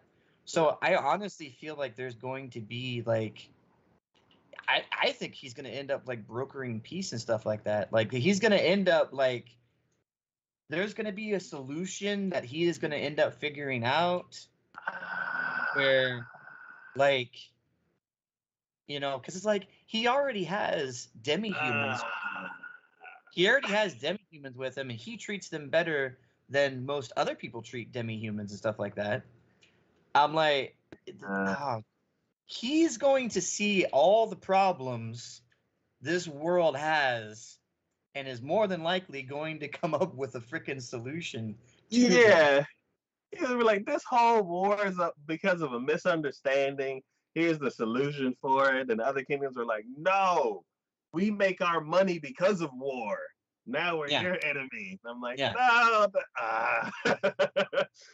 yeah, I mean, obviously it's going to, there's going to be a lot of issues along the way, but I still feel like there's going to be, like, going down the line, he's just going to come up with, based upon his experiences, again, from our world and his knowledge about history and the past and stuff like that, he's going to come up with the solutions that is going to be needed. And literally, I think he'll unite all the kingdoms. He'll gain the respect of all these people, and he'll become the greatest king this world has ever seen that he's currently in. I feel like it's gonna happen, and I'm kind of like anticipating it, and just the more things that come up to him and the more solutions that I see that he finds, like the more I get like that grin on my face where I'm just like, oh yeah, here it comes, he's gonna do yep, there's the solution for that, and now everyone is just absolutely shocked because he's doing that. It's like the fact that like when he had the one dude, the big guy in the do for the food tasting and every stuff like that, and he's like, oh, because he's like, I'm the best eater, around the world, and he's like, thank you for receiving my call. I was waiting for one of you to come, and I'm sitting here myself going, why would what is the point of this? What are you? I'm like racking my own brain, going, why would you want somebody who's just eaten a lot? Like, what is? And then he comes up with the solution of being like, because his kingdom is in such dire straits with food, understanding everything that you can do and the preparations and cooking you can do with each of these ingredients that other people would not have considered to be food, solves that problem. And I'm like, damn, I would not have thought of that. But I see where your logic went, and I see the reasons why you would want somebody who's experienced all of those type of foods and delicacies and stuff like that, because he's traveled the world and he's seen all the ways that people eat food and stuff like that. So he understands that. And I'm like, man, all right, cool. So the more times he comes up with that, I'm just like, and even though he hasn't come out and said it, like the girl that was like the one who does like the pretty girl with the songstress or whatever can sing or whatever, like I can kind of see where it's like boosting the morale of people to have somebody who can, you know, sing for them and give them joy and happiness in regards to that. It's like he's constantly concerned about the will of the people because he understands from past history where if you don't keep the people happy, eventually you're going to get a revolution. And it's going to cause chaos for the kingdom. Yeah. Like he understands that, but that's again somebody who understands it based upon our world. Yeah. So it's not necessarily my top one. I have to say, My Hero and Slime, just because of how good they are, probably top my list for this season. But this is easily in the top 5. This is easily in the top 5. And anyone out there, I know you may be like, oh, it's another isekai, da. It's gonna be just boring or whatever. Give it a shot. Give it, like I told Taco here, give it like 3 episodes. Yeah. Because I'm sure after those first 3 episodes, you will see the charm in this and how good it can actually be. Yeah, basically at the end of episode 3 is where he makes the call and everybody starts heading towards him, which is basically what it says in the synopsis. So the first 3 episodes are building the world, building some of the characters, and then starting the story. By the third of the third episode is when things start to take off. That's when we're actually moving, and the things that he is trying to do, the solutions he's trying to come up with are starting to come about. Yeah. And I'll say his approach again. Like at one point, his advisor, the dude in black, ends up becoming his like right hand man, his advisor, and he tells him at one point he needs to take a day off. He's been working too much. You can't have a king who's ruling who gets himself sick because of how much he's working or exhausts himself and mentally can't. So it's kind of interesting the fact that someone else kind of sees that as a problem and kind of tries to skirt him around that and be like, no, you need to go take some time off. Go take a day. At least go take a day. Yeah. And anyways, when he goes and takes a day, he goes to the tavern that the songstress lady has now in town.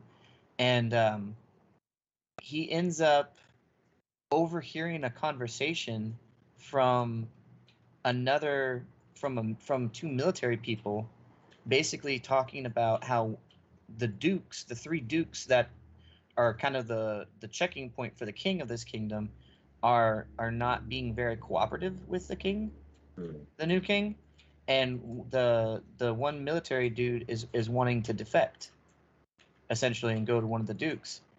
And any other person, as far as like a king would go, would hearing about someone wanting to defect to the other side, would have immediately gone and put them in jail or killed them or whatever.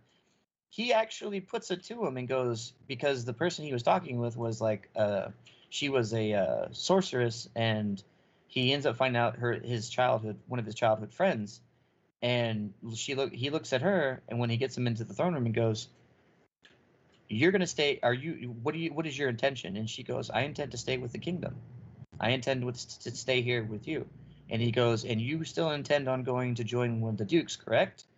And he goes, "Now think about it this way.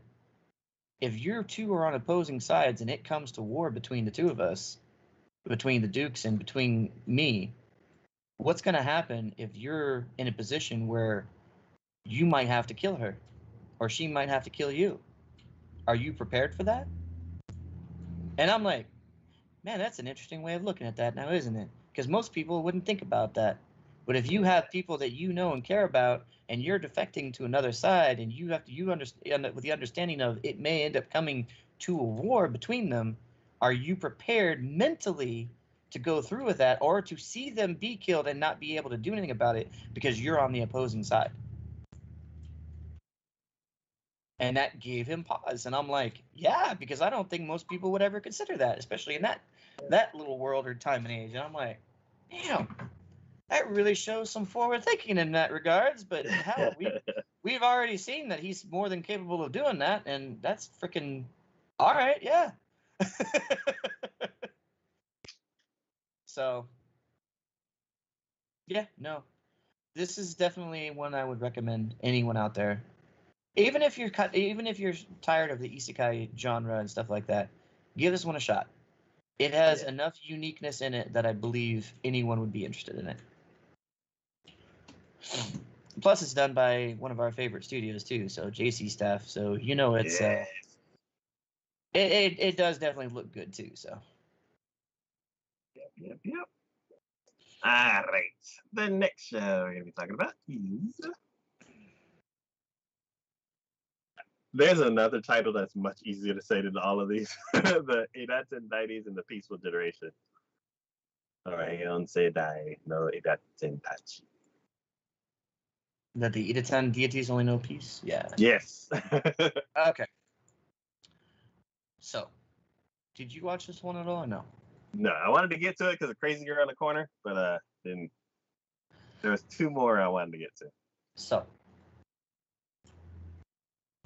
I was kind of, I didn't necessarily know if I wanted to get into this one or not, and I've only watched the first 2 episodes of it.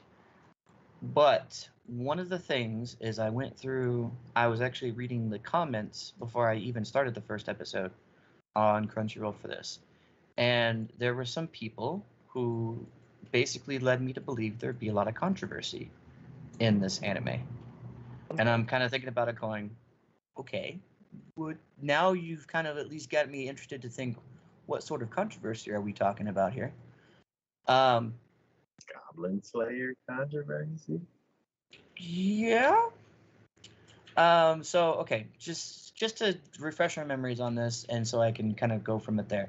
The synopsis for this one has been: it's been 800 years since the incredibly fast and powerful gods of battle known as Idaten had sealed away the demons after an intense battle.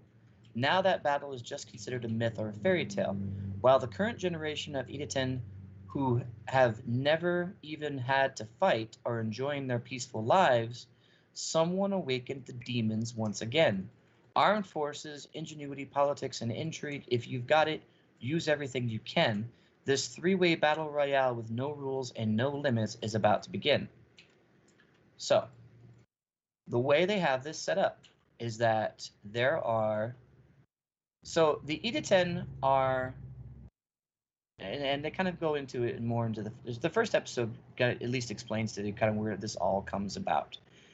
They are essentially entities that come about because of human emotion.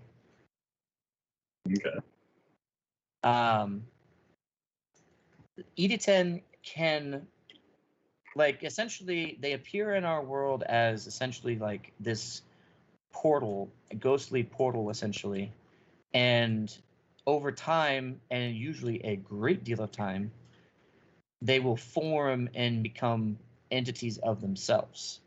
So it's interesting because they're kind of explaining essentially gods, and essentially this is how the gods of the Sims come to be. But other Idaten can speed up the process and essentially pull them out of these portals ahead of time. So the three, let's see. So the girl in the corner on the right, the blonde, she is an Idaten. So is the blue-haired in the back and the orange. And then there's also the girl with the yellow and green ponytails. They're all 80-10. The yellow one in the front, the blonde, is an 80-10 from the previous generation, from the original generation 800 years ago. Okay. The reason why the other 80-10 don't exist is because in order to seal away the demons previously, they essentially sacrificed themselves. Okay. But Rin, the other one, was left behind in order to guard the seal that was left for them, that had been a way to seal the demons up originally. The other three, the blue-haired guy, Isla, the orange-haired guy, Hayato, and Paula, are now, like, I think they're third generation 80-10, essentially. Okay. Coming out of that. And Hayato has been the only one who has done any sort of training with Rin, because the training is intense. And I mean, like, intense as in people would die if this had been any other normal person. They typically break bones and other sort of vital organs, but that's because essentially they don't, like, even though their makeup is of human, they're not human.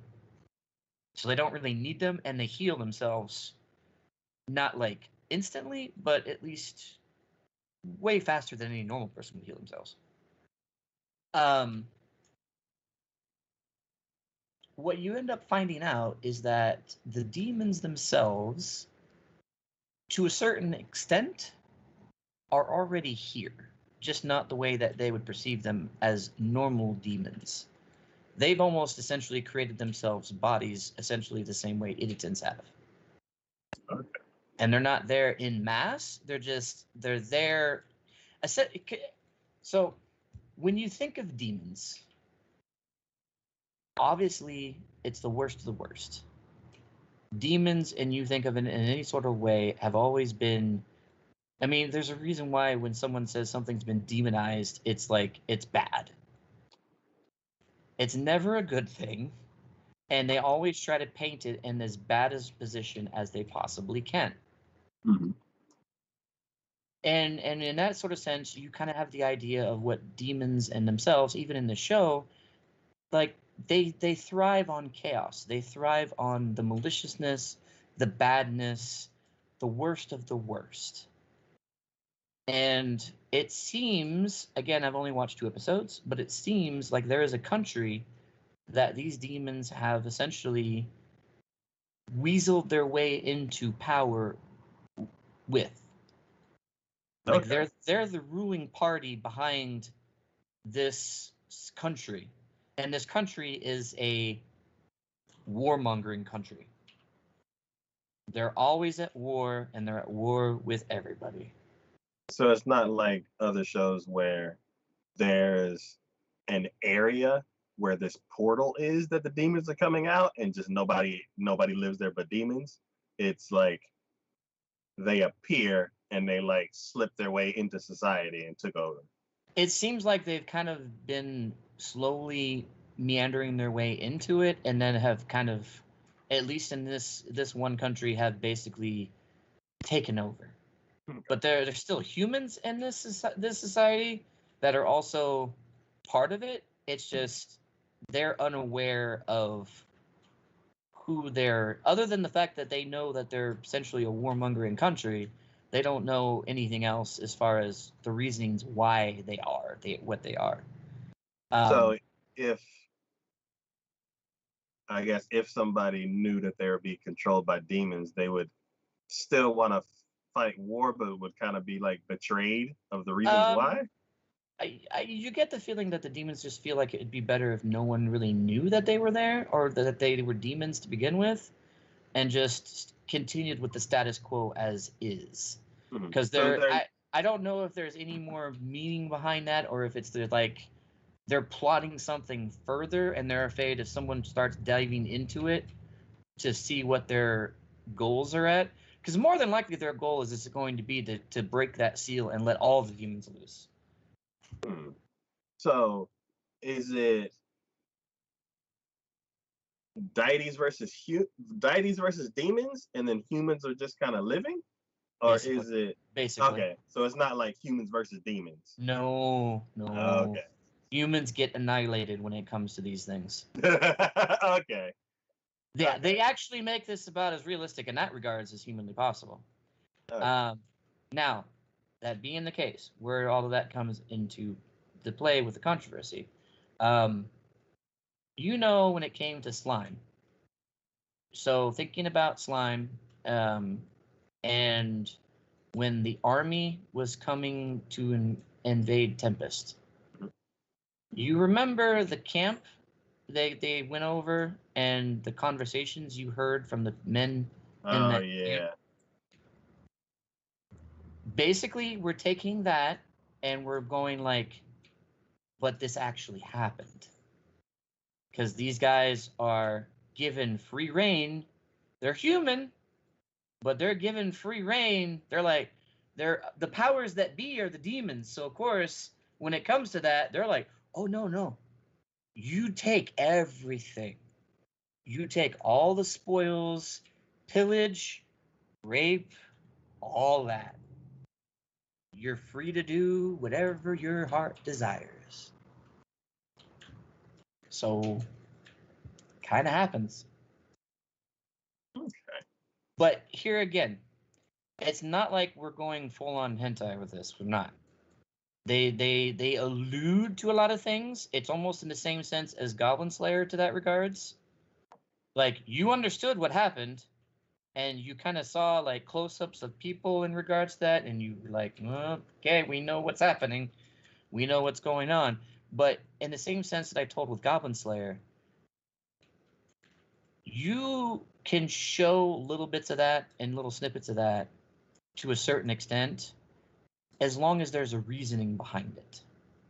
Yeah. Obviously in Goblin Slayer, it's because one, they wanted to show them as being evil, and two, it's how the goblins reproduced.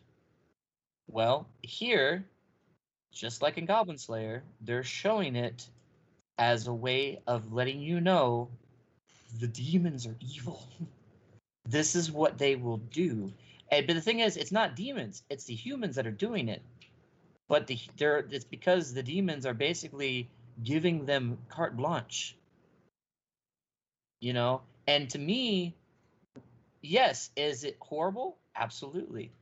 But in a sixth sense, this is kind of what I feel like would happen if you're a warmongering country and you're a soldier in this warmongering country and you're given free reign to do whatever you want to do when it comes to invasion of another country.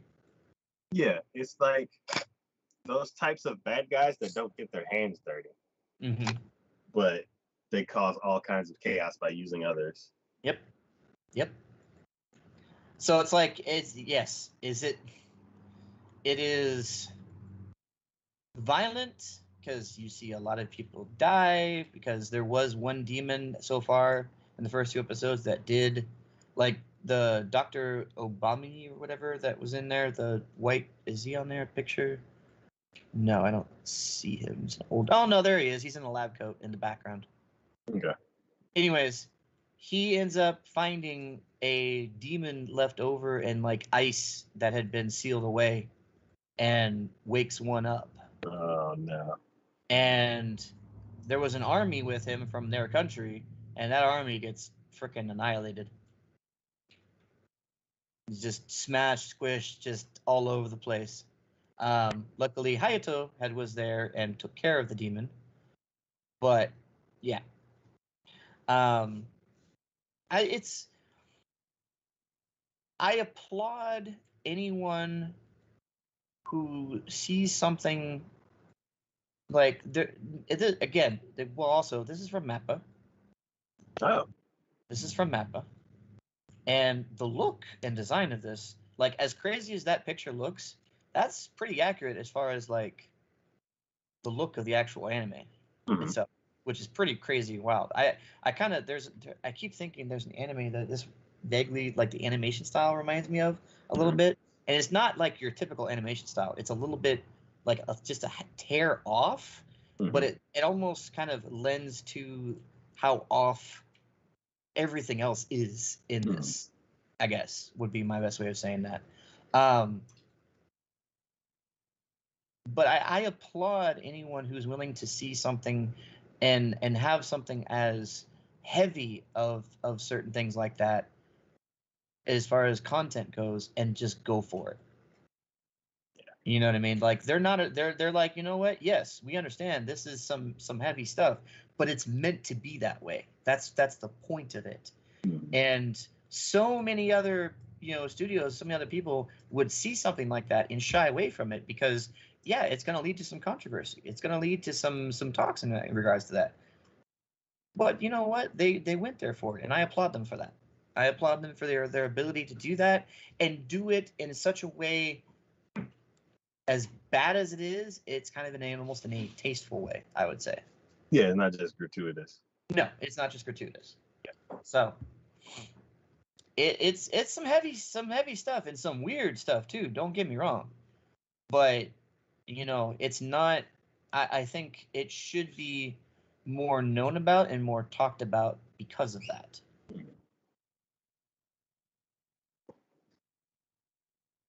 So well, like I was like, this is what I wanted to get to, and I'm like, oh no. it's some crazy stuff, man. I will totally say. I mean, it's definitely.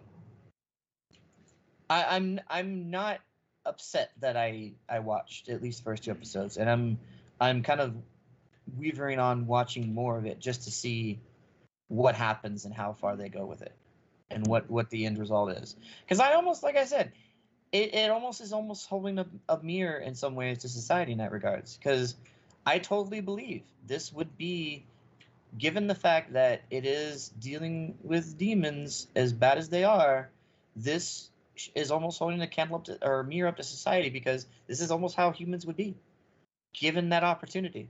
I feel like that. I feel like there's, not necessarily saying like the vast majority of them would be or something like that, but it's not to say that people like this out there would not exist. So it's interesting. Okay. I'll give it a sneak peek to see what see what's going on. Well, see, at least you were warned ahead of time. Yeah. So you kind of know what you're walking into. I was not warned ahead of time, but I still, like, the minute it came up, it was almost like one of those things like, oh, okay. Before it happened, I'm like, yeah, no, I see I see what direction we're heading in right now. I see how this is going to pan out. Yeah. So you'll know when it's there and it comes to it. It's not one of those things that's going to be. It's not going to be sly about it. They don't try to be overt with it. They're like, no, you know what's going to happen, and we know what's going to happen. So here it is.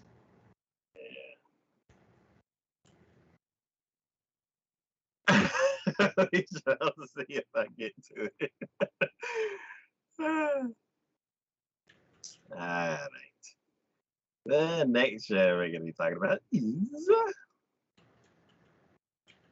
Kanajo Mo Kanajo.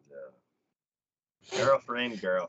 Yeah, see, this was one that I saw the picture of, and immediately it was like, yep, it's Taco. So,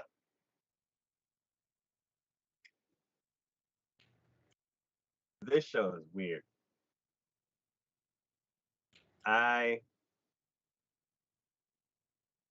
Peer pressure, like, oh my god. Okay. It starts out like a regular high school romance where this guy has liked this girl for such a long time, and he's been asking her out over and over and over, and she keeps saying no, no, no, no, no. And eventually, she's like, fine. The guy is so happy and so sappy that he's like, he's like, oh, I can't believe that you have finally accepted my feelings. oh, and he just goes on and on and on. And I'm like, dude, if it was anybody else, should have been like, never mind. Mhm. Bye. But she kind of has other things going. Like I, from what I can remember, I think she's like an athlete or she's in a like student council or something like that. It's the redheaded girl. So Mhm. she has like other things going on. So for her to finally like, yeah, we can finally go out. She'll give him a little bit of her time, but she still has other things to do. And he's just like, that's his only thing. And after all this time, she's finally accepted. So he's like over the moon, like way over the moon. That day,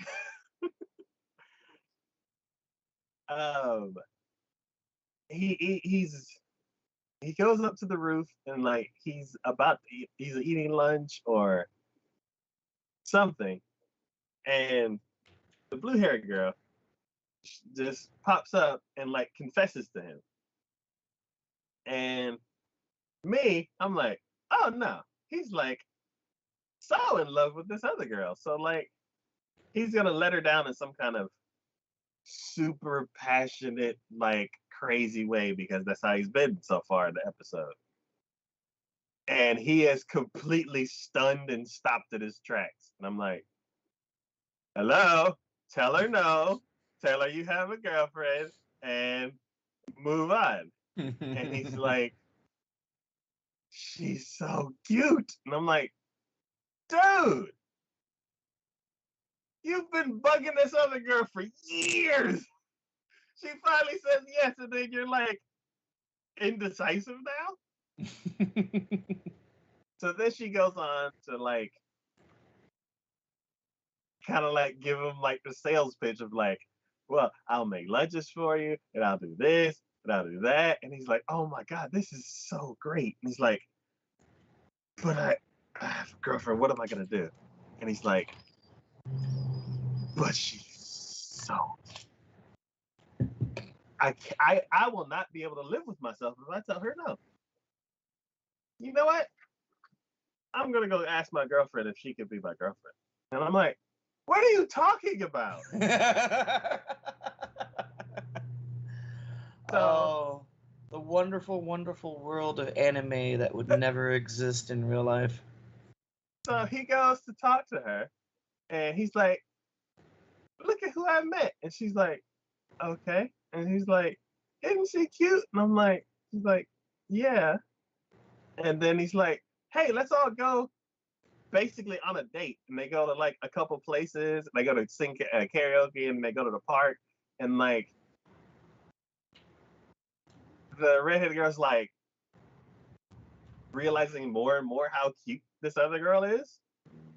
So they're like eating and like, oh, they're eating the food that the new girl just brought. And of course, she's like this amazing chef. Like she was earlier, she was explaining to him, she's like, I pride myself in to make sure I take care of my body so I can look the best that I can, and I practice food so I can cook the best that I can. She's like, her sales pitch was strong. So now the other girl is like, oh my God, if I was a guy, I would date you because of how good her food is and how cute she is. And he's like, you see my point. So the whole reason why I'm doing this is because I want to ask you if I can date you and her at the same time. And she's like, what?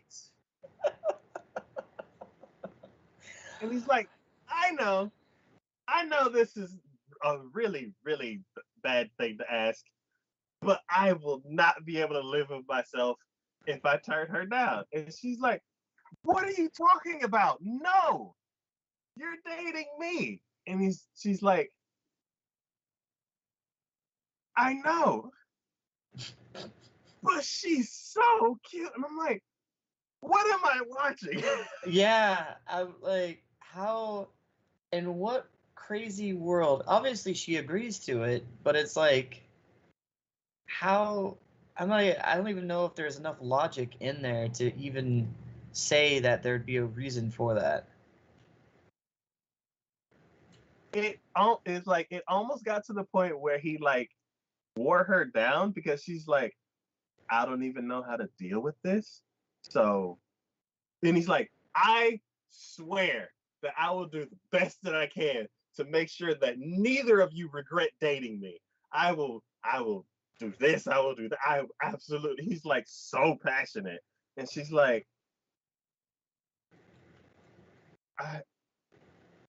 I, if you can pull it off, I guess so. And the other girl's like, oh my god, thank you so much. I'll make you lunch, and I'll make you. I'm like, what is happening? The fact that she agreed to that, understanding that the other girl, like, I'm gonna say, like, it's amazing for that the red haired would agree to that, considering the fact that she wouldn't agree to be his girlfriend to begin with. The fact that the blue haired one agreed to that, despite the fact that she knows the other one is also at that. And then what makes it worse is I see where this is going because there are two other ones. And I'm like, how? Yeah, that. Well, and just as you were talking, I was watching the the trailer, and the blonde-haired one is like, at some point meets up with them saying, "Oh, this is an opportunity," because she realizes the three of them are in a relationship, the two girls and the guy, and then the other one and the purple is already saying to the red-haired, "Oh, so he's cheating on you," but then looks like, yeah, now all of them are like trying to make him fall in love with them, and I'm like, oh, this is just a headache. it's like it's like you take a harem where there's no relationships, and then you just throw in the most complicated polygon you can. And I'm like, I, I'm. She's like, at least when things like that happened, we were privy to the buildup before the relationship itself formed. This is like saying we're gonna skip over that because everyone's seen all the relationship formation they ever need to see. We're just gonna throw all the relation, like, typically speaking, when it comes to the harem situations, you have the build up where you're like, oh, he gets this girl and then he gets this girl later on, and then this happens, so this girl ends up falling for him because none of them know about each other yeah, until the very end. And then at the very end, usually he never makes a decision. yeah, Like, they never make a decision. They're all just friends going forward. And we're like, and then we get that, everyone live happily ever after, but you never know what happens after that. This one's yeah. like, all those other rom-coms that are like, we're going to stop right here. Well, we're going to start right here and go from there. And his decision is going to be yes to everybody. Yeah, he doesn't say no to nothing. Just everybody. So That, and I'm curious enough to see, it's like, how does that even work? How can so you make that work? so it's been like 2 weeks since I've seen the episode, but somebody's house is empty, and he's like, well, how about we all move in together? And I'm like, You're just girlfriend and boy and still in school. yeah. And I'm like, How are your she's parents like, feeling about that? yeah. So the red hair, she's like, no, there's all these different problems. And then the blue hair is like, oh yeah, sure, I can cook and clean for y'all too. And then she's like, well, I'm not gonna let you live with her by herself. I'm like, no, I'm gonna be there to stop y'all. And then she moves in too. And I'm like, Why? Why? You didn't even like the guy for the longest time because you rejected him so many times. they Now you've accepted him, and now you're just like, as bad as the situation gets, you're just digging your hole deeper? How does that make sense? it's like she had this dam up, and like he was just every day just throwing rocks at it, throwing rocks at it. And then this girl came and there's like a little crack. And he's like, ah, there we got a crack. And then she's just, and then it's like, she's at the point where it's like, well, now I don't want to be left out. I'm not going to let you go be all crazy. No, you were mine first. And then. I don't, oh, God.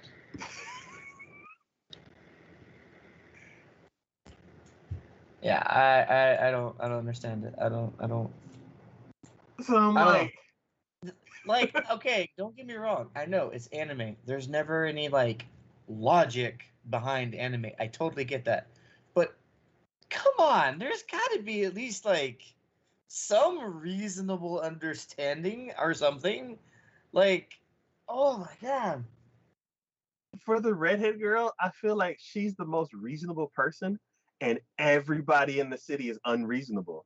Where she's like, everybody's like, hey, how about I set some ice cream on fire? She's like, no, why would you do that? And everybody else was like, oh, look, cool, it's on fire. And she's like, well, I guess I'll try it since everybody else is doing it. I'm like, I do want some ice cream. Oh my God. It's like, it's the weirdest peer pressure romance that I've like ever seen.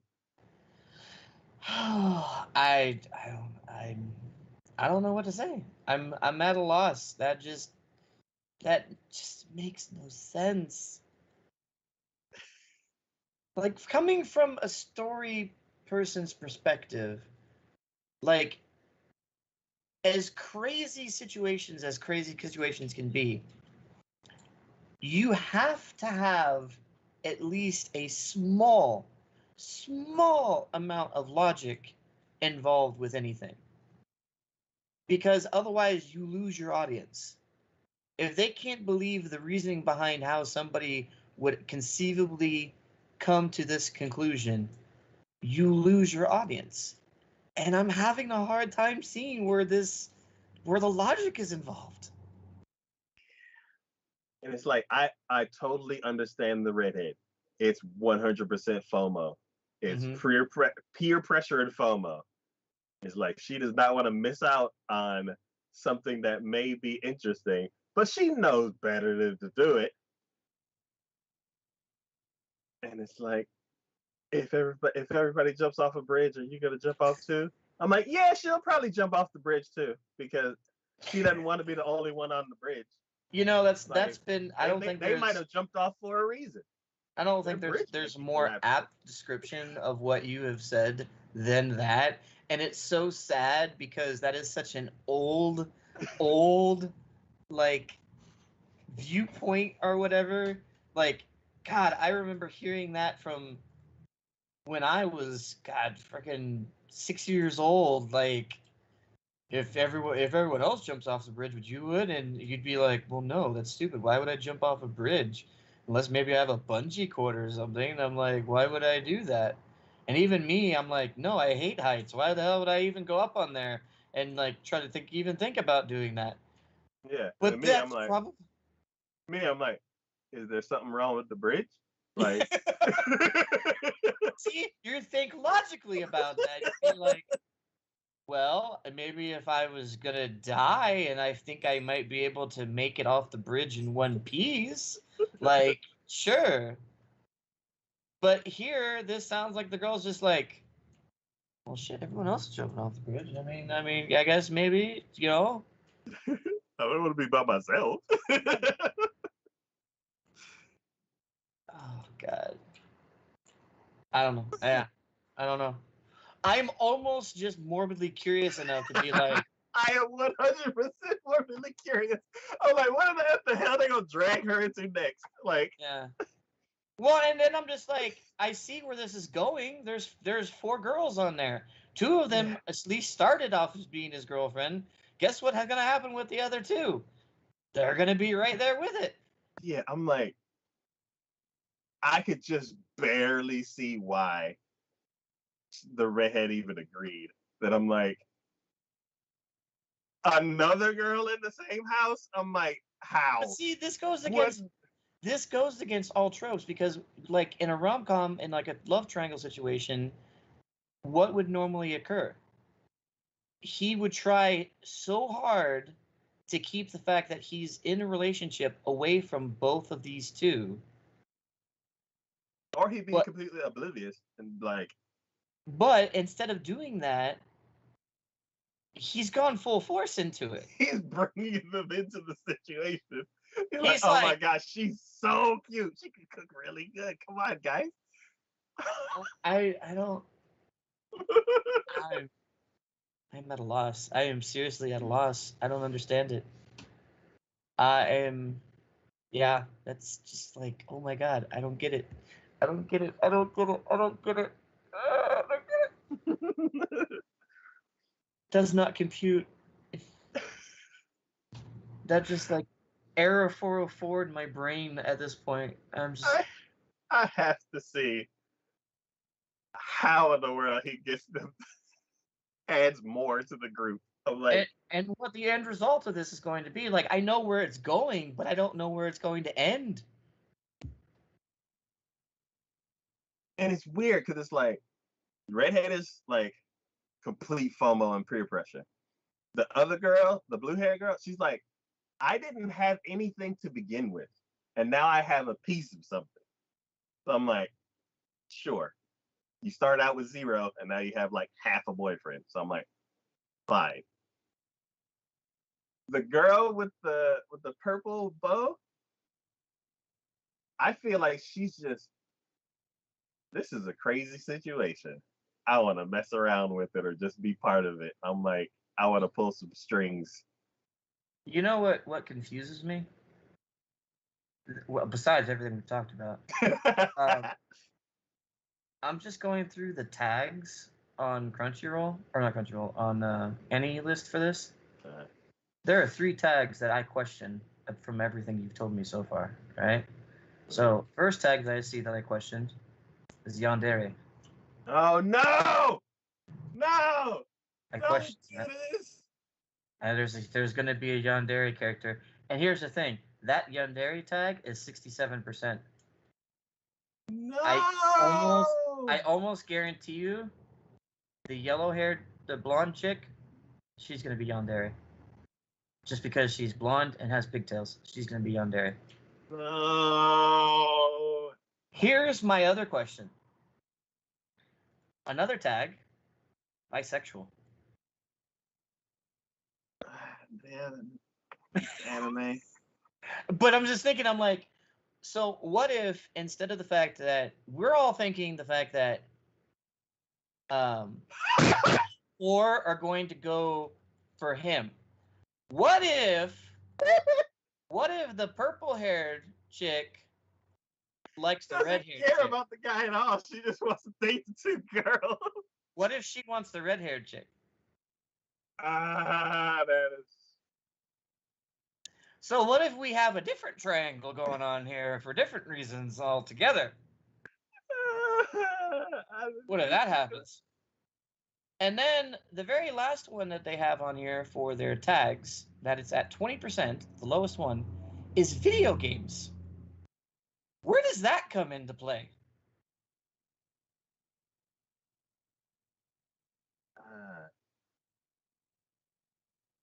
Yeah, I don't know.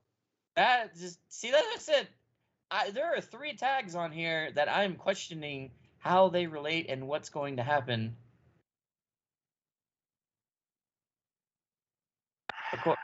Okay, so I'm assuming the tsundere one tag they have here is probably for the red-haired chick, if I'm guessing.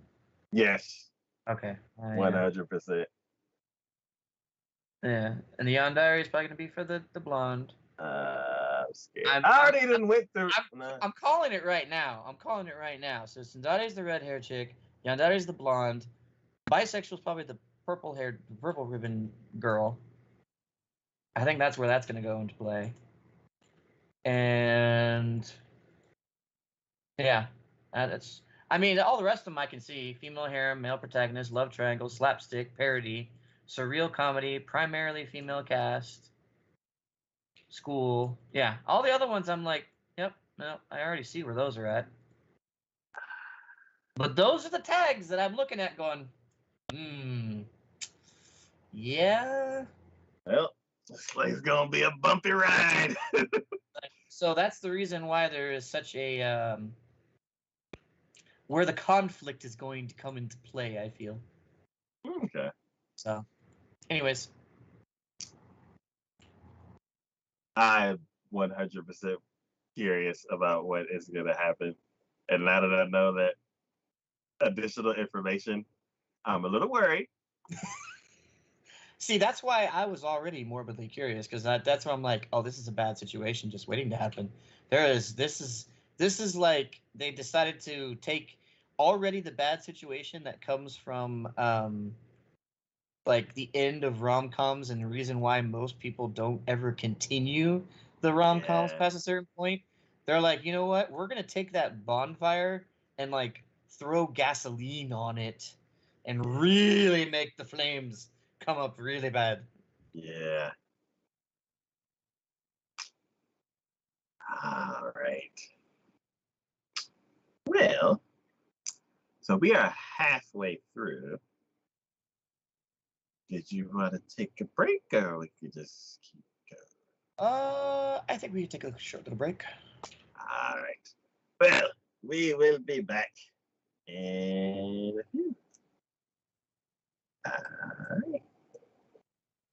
Catch you in a second. Yep.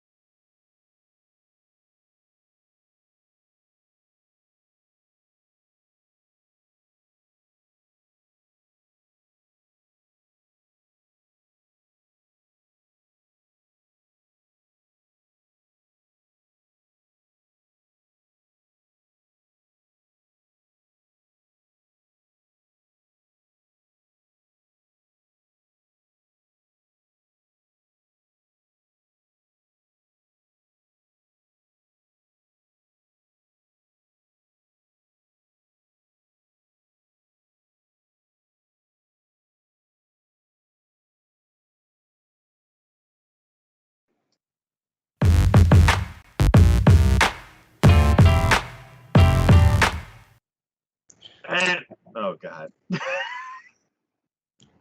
And we're back. Um, technical difficulties will be no, this isn't even the right one. Uh-oh. There we go. I have to slide in some extra ones that I messed up. But yeah, we are back. And the next show we'll be talking about is Miss Kobayashi's Dragon Maid S season. So, I will totally say I've only watched 2 episodes so far. I know they're like, Yeah, like I 4. couldn't stop after the first episode. Well, see, I was watching it episodically when it was coming out. Mm-hmm. And I mean, had there been more episodes out, I probably would have watched them all as when they were out. But yeah, I kind of like my queue on Crunchyroll didn't put this one up towards the top, so I kept forgetting about this one after the first 2 episodes went. And it wasn't until like this actually yesterday that I even remembered. I'm like, because when going through my list, I was like, I feel like I'm missing one. And then I was like, oh, yeah, I forgot about this one. So I've only watched the first 2, but... Yes, I've seen the first 2, and I couldn't stop after the first episode because I was like, no, I gotta... What? So, it is... So, I feel like we're basically... It feels like we're basically just starting off from, like, right where we left off. I don't feel like there's, like... There's no difference. There's no change. Characters are just as adorable as they were from previous ones. I foresee the conflict, even though we have a new character involved, and I already like the fact that it's because I haven't seen after the first 2 episodes, but I have seen clips on my YouTube recommendations where I know the new character, Lulu, I think, she's going to end up kind of joining the gang, even though right now she's at odds with them for, Yeah. But seeing Toru in this first episode, I can kind of see where some issues are going to come about. Because... And I already saw like a brief point of another one. I think she's been suppressing her chaotic nature a little bit. Yeah. And like, I think it's starting... cracks are starting to form on the facade that she's built up over herself to kind of suppress that. Yeah, because basically from what I'm seeing, the things that she reacts to are things that makes her feel like I'm being replaced. Mm-hmm. Whereas like she would see other maids, and I don't know if Miss Kobayashi was like, oh, that's kind of cool, and she would get jealous, or just seeing the maids would be like, no, I'm the best maid. Like I mean, it could kind of go there, but I'm just thinking, like, in the very first episode, her battle with Lulu, mm-hmm. where, like, she knew she could win if she went all out, but she was concerned because she knew Kobayashi was down in the city, and she didn't want to destroy the city and the resulting havoc that would have caused if she did go all out. Mm-hmm. And luckily, Kobayashi came up with a solution for that. But right before that happened, and when Toru and Lulu were talking, you saw the cracks there. You're like, oh, yeah. If Kobayashi had not come up with a solution, I'm a little concerned about what might have happened in regards to that, because she looked like she was about to just say screw it and go back to her old ways. Take her out because of that. And there was, I will say, another point that I haven't actually watched, but I did see a clip where I guess Kobayashi, I think there was like a mugger or some sort of like robber or something like that. So no, it was another. I think it's another dragon, but like a male one that comes at one point. Anyways, he hits Kobayashi. Yeah, yeah, in the first or second episode. No, I don't remember it happening in the second episode. Yeah, it happened in the park. Oh, maybe I'm okay. Anyways, yeah, Toru just about lost it. Yeah. So like that's what I said. I'm like, I'm seeing some cracks in Toru's personality just a little bit, and I'm sort of curious if that's going to be like a. I know when it came to the first season, it was her adjusting to human life, but also her father showing up and basically saying, "No, this is no way for a Chaos Dragon to behave." And now I'm looking at it going, your chaosness from your lineage might be starting to show up a little more, and that might be a problem. So, Yeah. I whenever there's a show and like I end up like liking one of the characters and like somebody just comes out of nowhere and just like slaps them in the face, I get really upset. Like one of my old friends, like he would get really upset too, but he would like can't hold back his like physical um reaction to it. So like one time we was watching this one drama and like um something happened and like the daughter, there's nothing the daughter could do about it, but she's got wrapped up in a situation. And then the dad came in and was all like, kind of like you brought dishonor to the family kind of thing, and like slapped her. And like me, I'm like, what the? And then a bottle cap flew and hit the projector screen. And I'm like, I just yelled, what the? And he got so pissed off that he threw a bottle cap at the screen. So I'm like, the same thing kind of happened in this, where it's like the dragon like hit Kobayashi, and I was like, ah, and then like all of a sudden you see Toru, and I'm like, oh, get him, yeah, because I'm scared of you too. So, yeah, it's yeah, I don't know. I feel a little worried. I do like, well, like you said, very very like right before the force field got put up, she was in her head and she was like, I'm not gonna hold back anymore. It's like I'm gonna go ahead and end this problem. mm-hmm. And I do worry for what's gonna happen later on in the series. Yeah, that's my concern. I have a feeling that the other dragons might have to intervene. Yeah, because all the other dragons, they know Toru. Like we don't know like why she has the reputation that she has.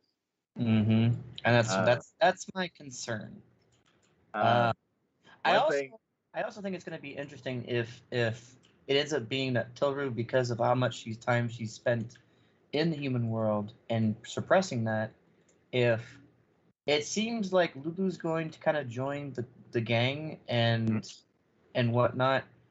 I'm curious if Lulu's going to end up having to intervene from Toru.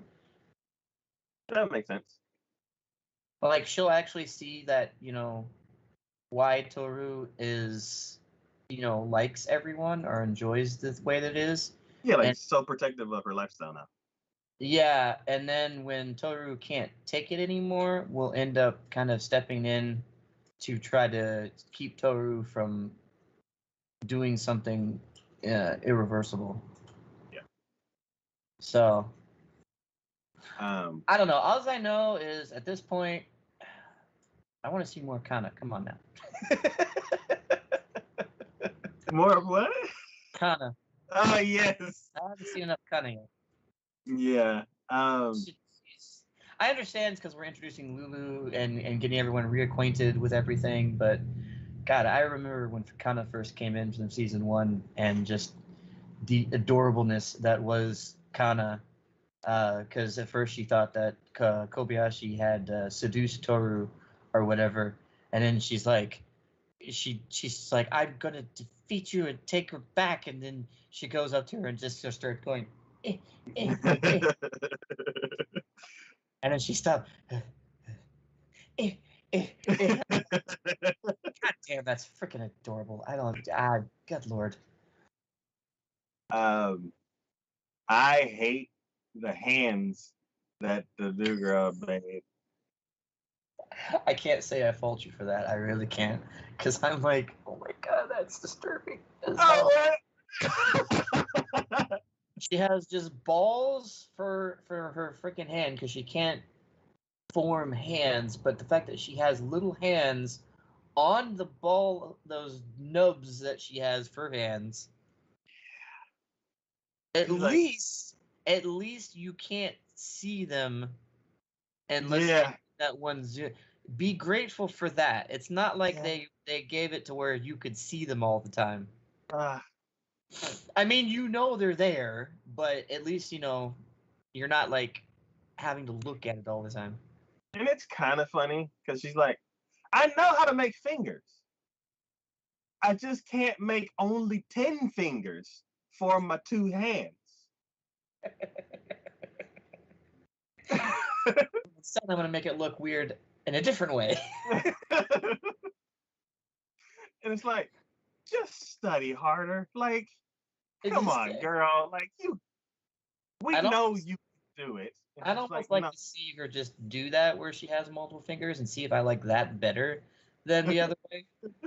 Just be like, you just tell people you were born with an abnormal deformity where you have multiple fingers. I mean, just whatever. I mean, if it like makes it look better, let's just go that route, can we?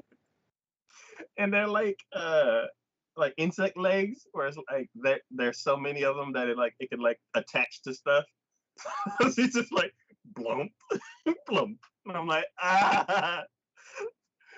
Um, Uh, one little side thing that they kind of just threw out there, but I'm like, oh no, no, no, this is important. This must be focused on. Is Fafnir was playing his game and his account got hacked and blocked, mm-hmm. and then he was like, huh? And he goes, tries to log in. No, still blocked. Just logs out, logs back in, blocked. Then he just like gets out of his chair and excuses himself. And then dude like turned around and saw that his account was blocked. He's like, oh shit.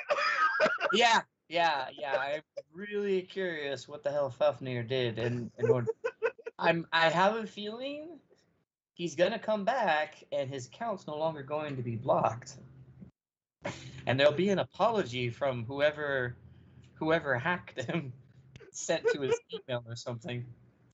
Like, oh shit, the world's in danger. And I'm like, oh yeah, that's right. Mm-hmm. I have a feeling. Yep. Mm-hmm. Yeah, Oh my I totally forgot about that. Cause yeah, it was just like a little blip that they did, and I'm like, I get I get as far as the story goes, you want to show that the other dragons are still exist and they're still there doing things, or whatever. But yeah, that is kind of important. You would figure they'd be like, well, he handled it, and the world still exists, so don't worry about that. Oh man. Um yeah. I do like how the show's playing out. Um I mean, it's more Kobayashi Dragon Maid, and we oh all yeah. want more Kobayashi Dragon Maid. I mean, bottom line, the fact that, like I said from the beginning, they didn't change anything other than we're adding in a new character, which is perfectly fine. I mean, obviously, we knew Toru came, and all the rest of them came from a world of dragons, so it's like obviously there would be more dragons that would show up. Now that the gate's been opened, the door's there, so obviously someone's going to show up at some point. Um, yeah, I mean, I think all in all, it's just we're continuing where we left off, and I'm all for it. This is Yeah. one of those shows where they could have like 20 seasons of, and I'd be like, I'm down, sure, let's go for it. Yeah. We're like, Candace graduated high Yeah. school. One thing I do like is how Toru is behaving herself and getting used to the world a Mhm. lot more. But then she's also influencing the world. Like with that maid cafe where they're like, oh, here's your food, and then here's your cantation of vegetable sauce. I'm like, no, don't eat that.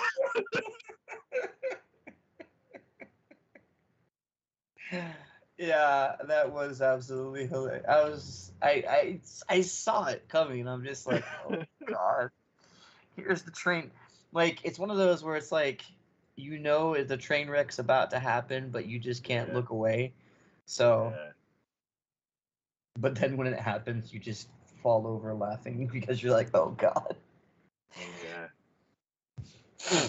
And I love how Fafnir and the dude that he's with came to that shop later on and go, "This is a very unique maid cafe.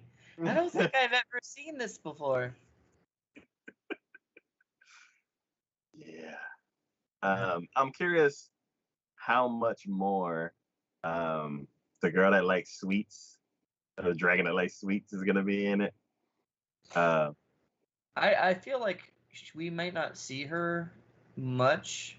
Like I'm sure she'll make cameos or whatever, yeah, but I mean, because that's what happened in the first season is once she after she got introduced, you know, she made the occasional cameo every now and then in a few episodes, but yeah. I feel like it won't be because I feel like the main overlying problem is going to end up being the fact that Toru is going to end up.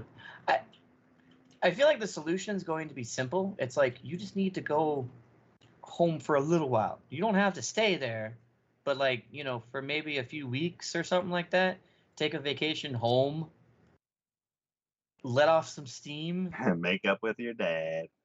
you know, then you can come back when you're not like about to snap and go freaking chaos crazy or whatever. Um or yeah, maybe the thing be with their dad or whatever, but I feel like that will be when we see probably more of the Sweets Dragon Mhm. when it comes to situations like that. So I think that'll come into play towards the end of the season. Yeah, and then the other dragon with the little boy.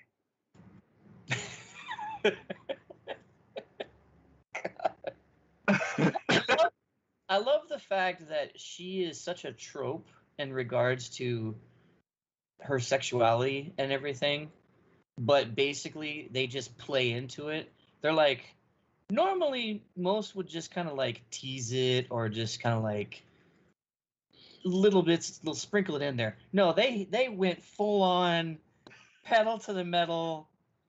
This is the way she is, and we're just gonna run with it. Yeah. And I absolutely love that. I mean, from the first season, God, I remember it just for the fact that she was like, she kept trying to explain her what she was, and the kid just was not having it at all. She's like, no, you're a demon. I know you're a demon. She's like, no, I'm a dragon. No, you're a demon. You're here to tempt me. Stop it. And then every single time, it's just like the more she did, the worse it got.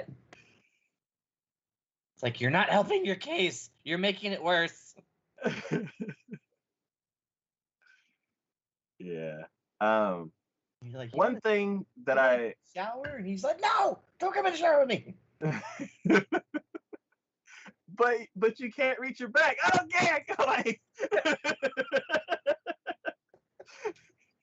Or the fact that he's dreaming about being suffocated is because she went into the bed with him and is like hugging him and she's like suffocating him with his just like that. She's just like, and he's just sitting there going,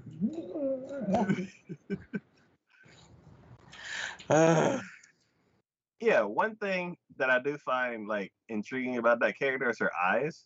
Because I'm like, isn't like one light and one dark? Where it kind of like I don't remember. I don't remember because the only thing I remember is usually with her eyes she had that like the squinty eyed look effect situation. yeah, like I think it Like was covered up, but whenever it opened up, it showed like from what I remember from years ago, that which like one of her eyes was like black. or something like that. But she always kept it closed. Which is, And is funny because usually when you have a squinty-eyed character in anime, usually that means they're evil. yeah. But like, she's not evil. She's just misunderstood. Yeah. But yeah. Kobayashi S. There's more Kobayashi. I'm curious what like basically it's just getting the new dragon more accustomed to the world until the serious stuff starts happening. Yeah, until the conflict arises and everything.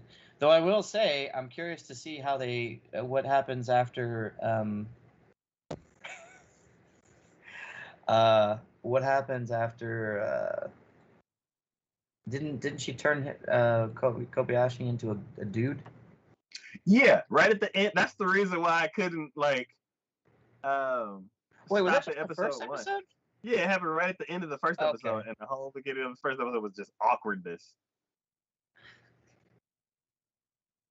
Okay. I thought I saw 2 episodes. Maybe I just saw the first one. Okay. Okay. Yeah. So That might be why. That might be why. Okay. I like the way that they handled it because any other anime would have done what they did to the extreme. Mm-hmm. It would have been like crazy etchy and all that kind of stuff. But this this show just done it in a unique way, and I love it for that. Gotcha. So yeah, that I'm curious to see how you what you think about how they handle it because yeah, just made me love the show even more. I will let you know. All right. The next show is probably right. I don't know. The next show we're going to talk about is Peach Boy Riverside. So this is interesting. I really, really, really wanted to watch this one, but I forgot. This is actually a spoof or play on an old Japanese folklore. Okay. Let me look it up real fast. Peach Boy story.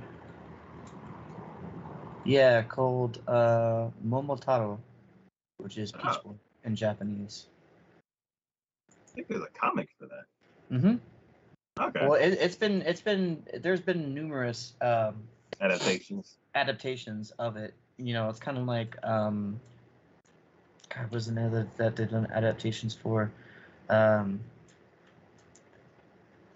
Samurai 7 is an adaptation of a different story, but it's in the same thing that's like done multiple adaptations for. Mm-hmm. Which the one for that. So Momotaro was born from a giant peach, which was found floating down a river by an old childless woman who was washing clothes there. The woman and her husband discovered the child when they tried to open the peach to eat it. The child explained that he had been bestowed by the gods to be their son. The couple named him Momotaro, from Momo, Peach, and Toro, eldest son in the family. When he matured into his adolescence, Momotaro left his parents to fight a band of Oni, demons or ogres, who marauded over their land. By seeking them out in the distant island where they dwelled, a place called Onagashimura, or Demon Island. En route, Momotaro met and befriended a talking dog, monkey, and pheasant, who agreed to help him in his quest in exchange for a portion of his rations. At the island, Momotaro and his animal friends penetrated the demon's fort and beat the band of demons into surrendering. Momotaro and his new friends returned home with the demon's plundered treasure and the demon chief as a captive. So that's the standard story of Momotaro. This one, Princess of the Kingdom, Alderac dreams of traveling the world, a dangerous dream in lands where monsters roam the countryside as they please, and humans live behind high, strong walls. When a chance meeting with a traveler gives her hope to her dream, he shatters it soon after when he reveals himself to be none other than Momotaro. There we go. Ruthless Demon Slayer. Though horrified by the gore Momotaro leaves behind, Southering is convinced more than ever that she needs to learn about the world beyond her walls and journeys out, following the steps of mysterious, charismatic, terrifying boy she met that day. So, this is interesting in regards to this only because we follow Southering mostly. Every now and then we cut to Momotaro, and so the blonde-haired girl is Southering, and the purple-haired, what looks to be a girl, was actually a guy, is Momotaro. Okay. And so his whole objective is that he just wants to kill all the demons, all the ogres, all of them. He thinks there's no good reason to have them, and that they just need to die. Okay. Southering has no qualms about killing ogres or demons, and she has not as strong ability as Momotaro, but at least stronger than your average person. And when she goes into her demon, he goes into his demon killing mode, his eyes change, and when she does, only one of her eyes changes. But she wants there to be peace between everyone. She thinks that humans and ogre demons can live together. But Momotaro thinks that they just all need to die. Okay. But she does care about Momotaro. So this becomes sort of an interesting dynamic, I say, between all of them, where she's traveling. Momotaro went on his own venture. She's trying to travel basically to catch up with him and trying to then work together between them. Frau, which is the bunny girl in the background, Yeah. is a demi-human. Okay. Demi-humans are thought to be just as evil as the ogre demons by humans.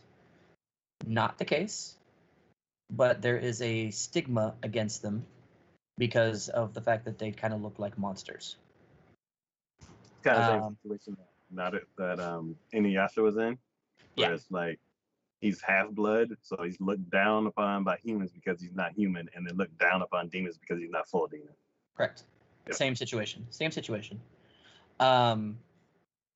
But it's funny because Southering comes across Frau in the woods, and it's the classic trope of Frau was hungry, and Southering had some carrots and gave her some carrots. At first, she was going to leave her alone, not knowing what she was, and just kind of looking at her going, this seems like a problem. I'm going to avoid it. And then as she's starting to walk away, she hears the grumbling of Frau's stomach and goes, no, I'm really... And then it grumbles again, and she kind of stands there for a second and goes, all right, fine. And takes out a few carrots and gives them to Frau, who then Frau just travels with her because, well, as she put it, she has a carrot debt to her. But she just feels, I guess more of a kinship with her. Mm-hmm. But the demons are no joke. Like, the dude with the mask in the background. So the one guy off to her right in the blue shirt, they come together in a city, and there's some little misadventures that happen there. But as they're leaving rather hurriedly for other reasons, the city that guy with the Cyclops eye, and I'm not sure how he did it, but just as they leave the gates of the city, yeah, the city's gone. And I'm not talking like a little town or something like that. No, this is like a huge castle complex situation.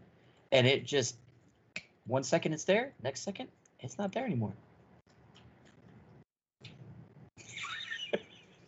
So it's a little, yeah. Um,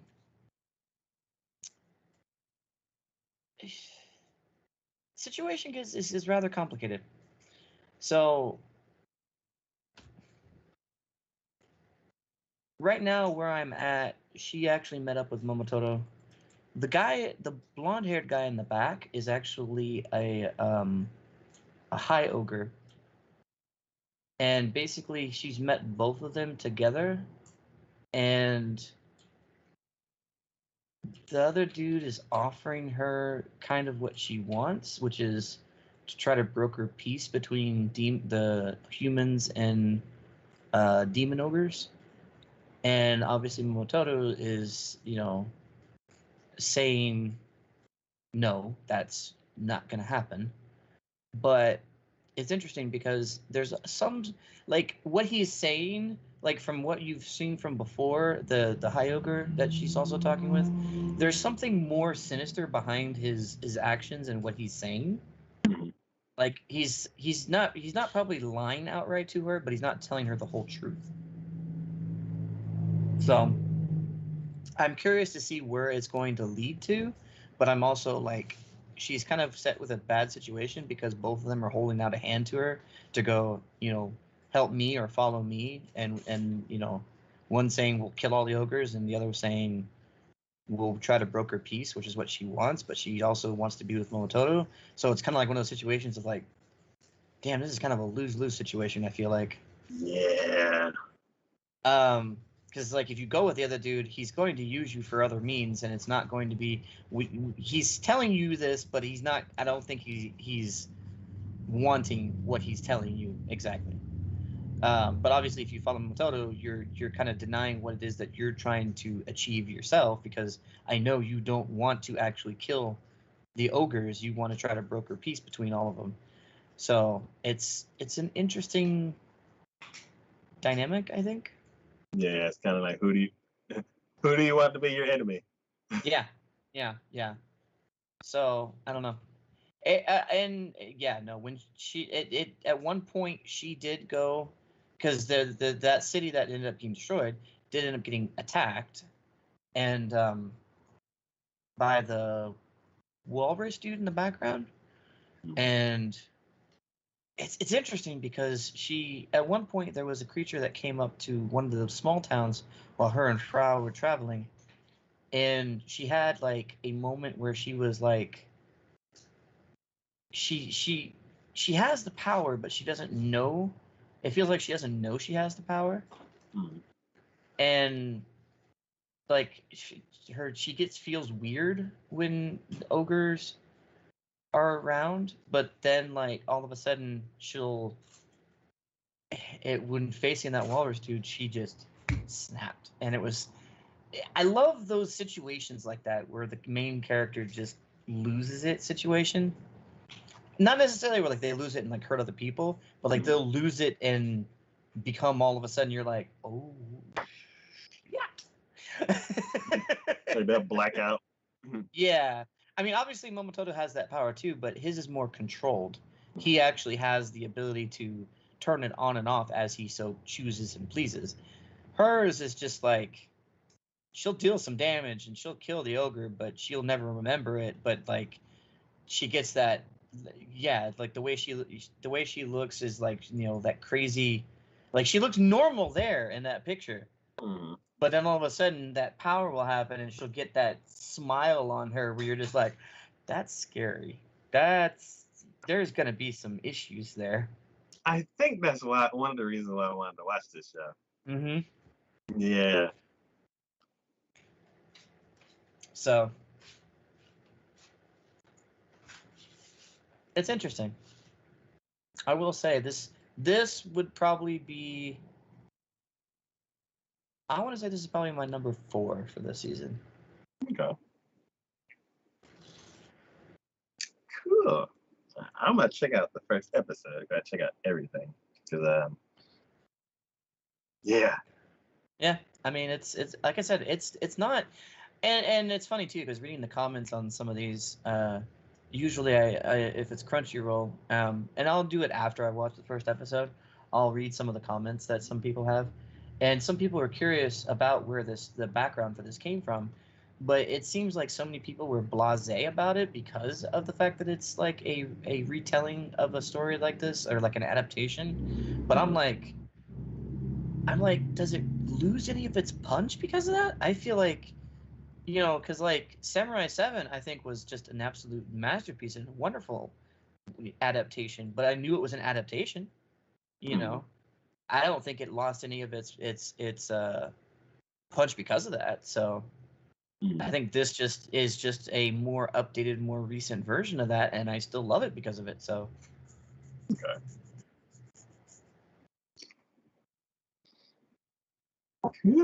Cool.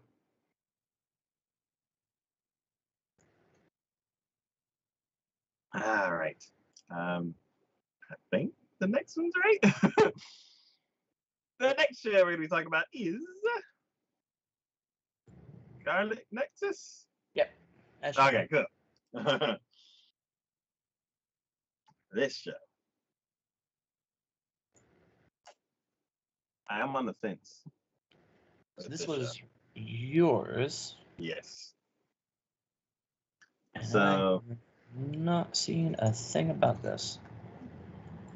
so this is the show that had the giant potted plants that were the monsters. Oh, didn't I like make fun of this one so much? I feel like I did. Was I right in making fun of it? um, it's kind of like a standard formula as far as like how it's playing out in the beginning. Mm-hmm. Um, one of the things about it is when I watched when it got to the intro is really cool. And I'm like, I hope the show is like half as cool as this. And they're like, okay, cool. The show will be half as cool as the intro. I'm like, I wasn't talking literally. Like, uh, so this is why I never watched like the openings of any of the animes because I just usually they either set you up for failure or they spoil too much where you're just like, I don't want to see that. yeah, so the fighting that they showed in the intro was really, really cool. Everybody's wearing like these cool masks that match their suits. And they're all like flipping around and doing all these cool moves and everything. And I'm like, wow. Basically, the story is similar to like a lot of the other stories. The world is in chaos. Okay. We need to fight against these invaders. And the only people who can fight against the invaders are protagonist age kids, which are 15, like mid teens. And every now and then a bunch of like some adults if they live that long or if they have the aptitude for it. The story follows this one group that slowly gets pieced together through the first episode, and basically you have the main guy is in the middle, and the other guy better be in this picture. There, I think that's him. Up in the top right, above the silver-haired girl, I think is his best friend. And because he's so far back, I feel like he's about to die soon. Okay, I'm on AnyList's page for this too. So I think the guy you were originally talking about, his name is Yuito, and then the other one looks like Gemma.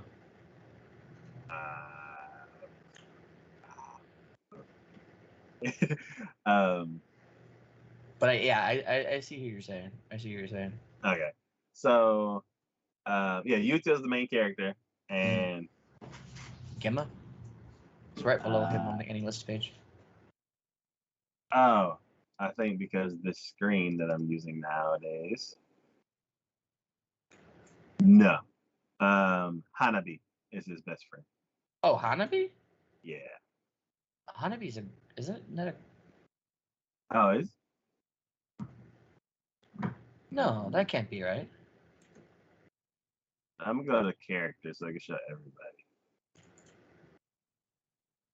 Is it? It's not Luca. Shiden. Is it Shiden? Nagi. Nagi.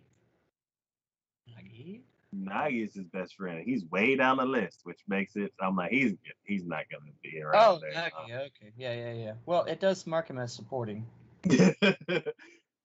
Yeah. So, Yuta and Nagi, they're both practicing, and they're doing their normal sparring match that they don't really have, and they're about the same level in power. And Nagi pulls out this extra move that surprises Yuto, and then they get called into this meeting. And their meeting is basically, it's now time for you to join. It's first you were sparring and you weren't in the front lines. Now it's time for you to transfer over to where you're gonna get assigned. And they get assigned to the team, and you see the prodigy show up, and you see all the famous older fighters, and everything's going great. And of course, in a post-apocalyptic style world, things can't go great for a very long time. No. So immediately after they get assigned a team, an attack happens, and buildings and stuff get all covered up, and all these crazy holograms, and these 12-foot tall bouquets of flowers with legs start running around and screaming at people. I saw that in the trailer I was watching just to remind myself of this, and I was like, oh yeah, that's why I was making fun of this. Because literally, I pause it and I'm like, wait, I can't see seeing that correct, ain't I? And I'm like, no, I am seeing that correct. You're right. They're literally bouquets of flowers. I'm like, how am I supposed to take that seriously?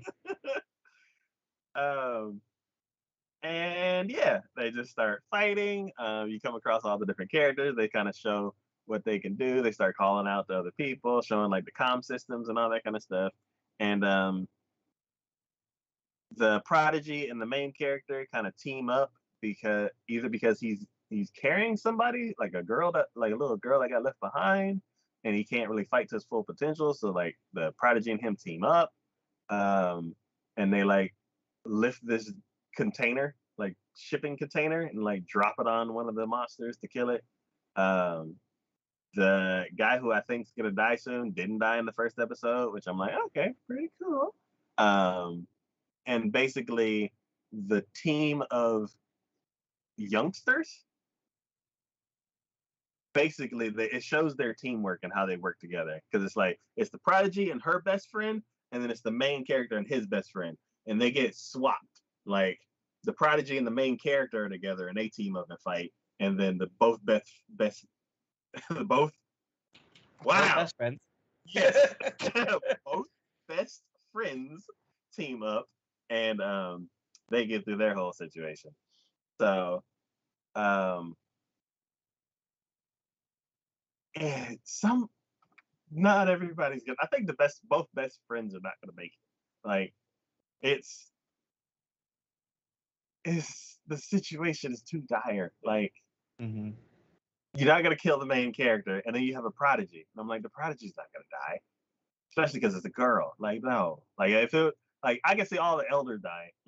They're y'all been here long enough. Your luck's run out. But yeah, so I feel like it's gonna be the attack of the week kind of show. Some of the elders seem kind of shady. They're too stoic. They're not stoic and proud. They're just stoic and quiet. And I'm like, you seem like you have some stuff working around behind the scenes. So eventually the youngsters are going to come across some kind of situation and they're going to find out like who's creating the monsters and everything behind that. And they'll have to like try to save the day. But So I will say, are you intending on continuing this one or no? I have a feeling not. no. So I'm not going to feel bad by saying this then. So looking at the page for it, I did go through the tags because I get curious about that. There is a spoiler tag in regards to this show, just one. And the spoiler tag, when I revealed it, was time manipulation. Okay. My guess is they're going to have to go back in time, maybe to fix the underlying problem. Okay. But yeah, I do feel like this is very... I feel like this is an anime that doesn't know what it wants to be, per se. Because looking through the trailer at this, at the little bits and pieces it does actually show, like, I see the characters and, like, these, like, serious-looking, hooked up to straps and, like, tubes and stuff like that, which I'm assuming is their battle gear or whatever. And then I see bouquets of roses going crazy. And I'm like, okay, come on.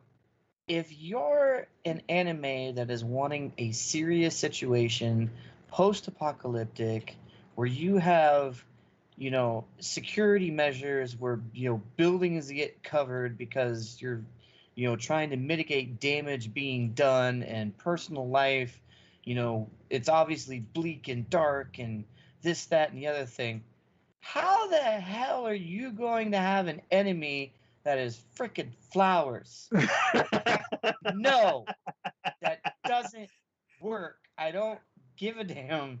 Like, even Evangelion with the things that they call angels were giant freaking monsters the that size of buildings. that were the size of buildings that leveled areas because of like these giant beams that they would shoot, and they needed to fight them with giant mechs and stuff like that.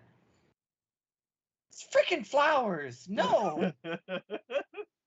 I am not going to be afraid of going to my local florist thinking that bouquets of roses are going to come alive and attack me. No. I got Claritin. No. Yeah.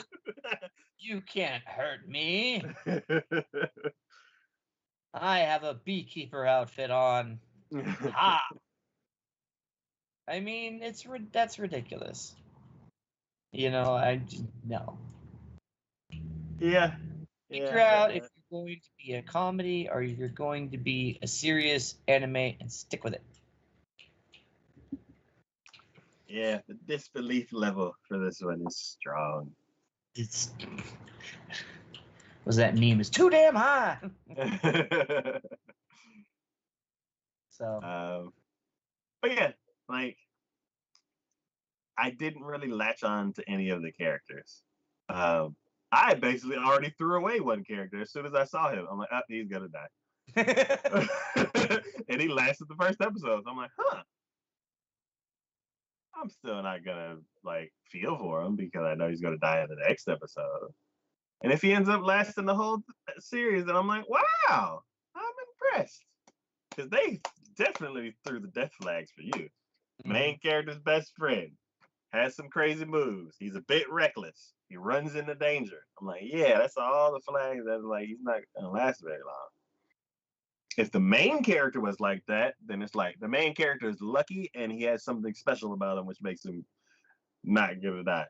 And he's going to nearly die and then learn his lesson on being reckless. Yeah. Yeah. But the best friend, you have no protection from the from the plot gods of destruction. So yeah, I'm curious when I whatever day I get back to this show. I do feel like the elders have something going on in the behind the scenes. Um, if you think really hard about it, it's like why bouquets of flowers? That seems so That's non-threatening. so silly. Yeah, and they have like those like backwards bending legs, like a kangaroo or something. Uh-huh. And I'm like, did it really need that? I guess I don't know. It's an animal, but yeah, it was not. I don't. It was another. It was another post-apocalyptic show. I Um, mean, I think the fact that it has almost a 50% rating as far as the score goes, and the mean score on any list, shows that it's just as average as it seems to be. yeah. That was Scarlet Nexus. All right. The next show we're gonna be talking about is something else because it's not Scarlet Nexus again. Should be Sere. uh, yes. Let me add. Say that. And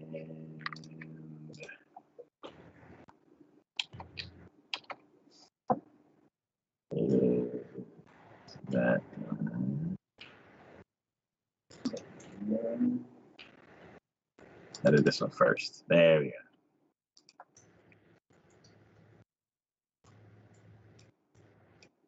There we go. There it Yeah, is. Seiei Gensoki.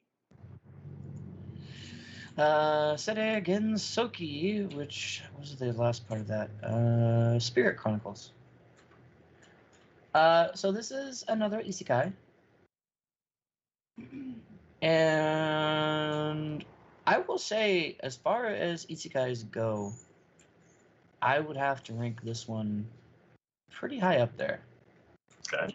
Um, it's not necessarily, I guess, astounding me as far as like the beginning of it goes.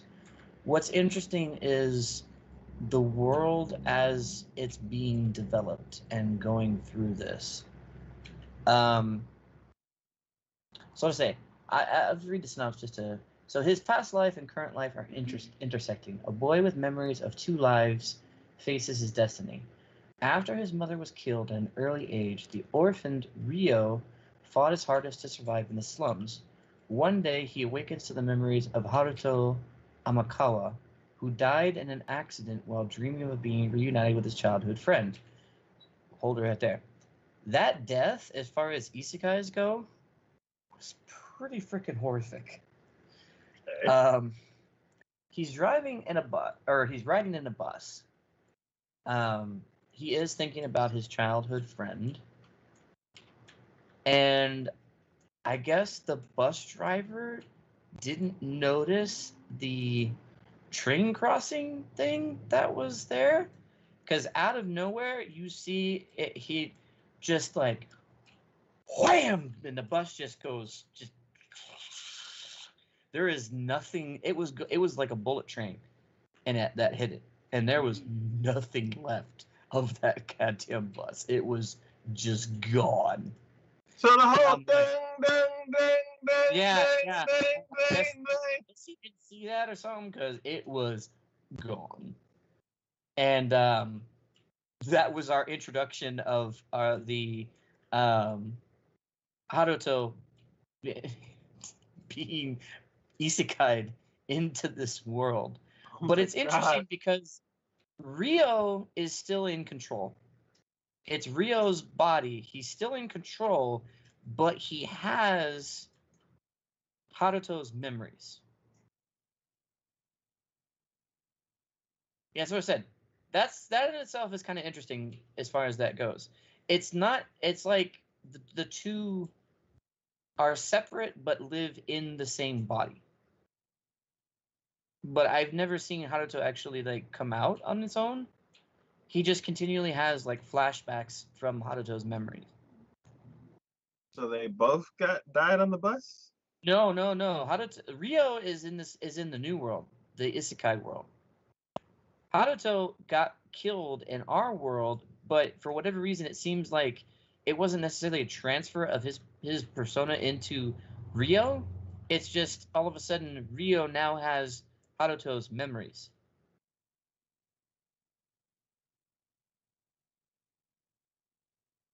I'm still. It's weird. It's weird. So I'll continue with it though. So I guess so. So who went to the other world first? so Rio is an actual. Think of it as Bookworm, the one anime. You remember? Uh, You don't remember that anime, the Ascendance of a Bookworm? oh yeah. I mean, you watch at least some of that, right? I Yes. think. Yeah, the blue So hair you realize that what happened was, and I'm not sure if this necessarily happened in this or if it's just a shared consciousness or whatever, but in that one, the character died, and when the other character in our world died, they just assumed their body. Oh. Now, Rio still seems to be there, but it's also Haruto. So Haruto Okay. died in our world, got reborn as Rio, but I don't necessarily know if like Haruto's there and now thinks he. It seems like Rio's still in control. Rio's still necessarily there, but he keeps having flashbacks of like he has Haruto's memories inside of him. So what's the best friend part?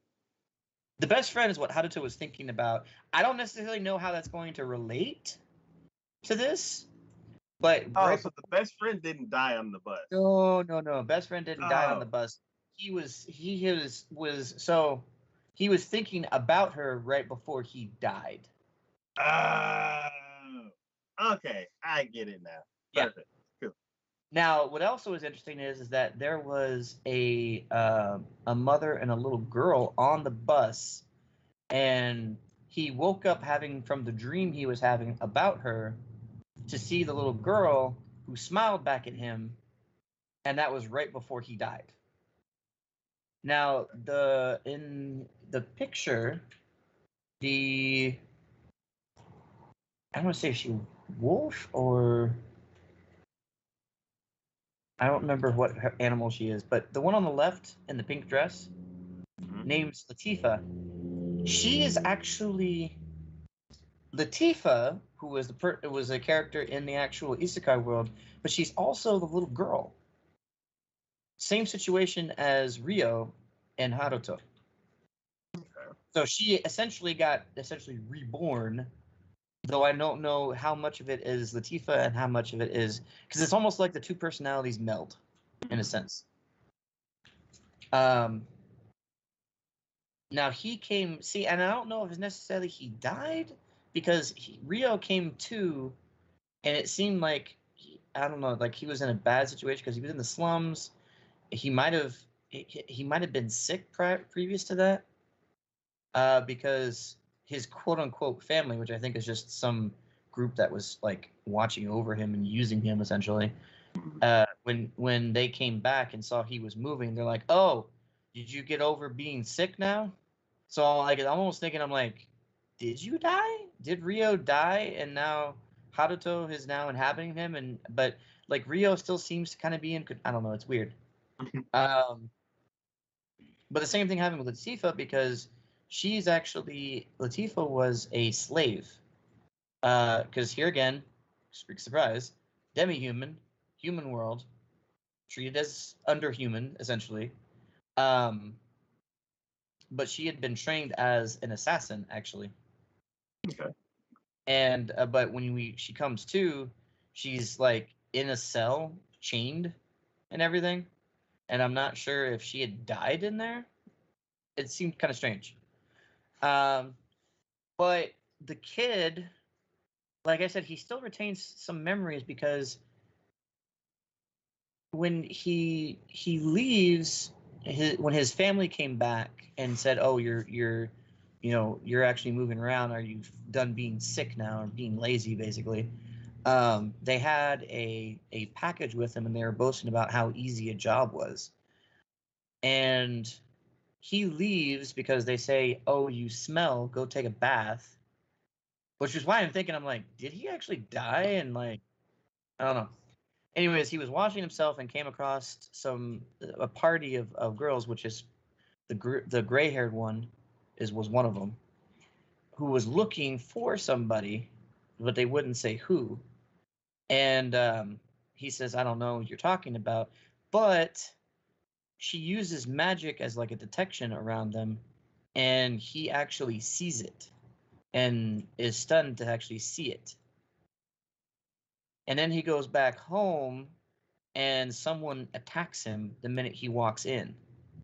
And all of a sudden he would have killed him, but then like time stops briefly, and the pink-haired girl kind of materializes as like a spirit ghost figure and says, "Now is not the time. I will teach you what you need to know for right now, but something we'll have to go. We'll have to do it. We'll have to make sure we do it later," or being very vague essentially.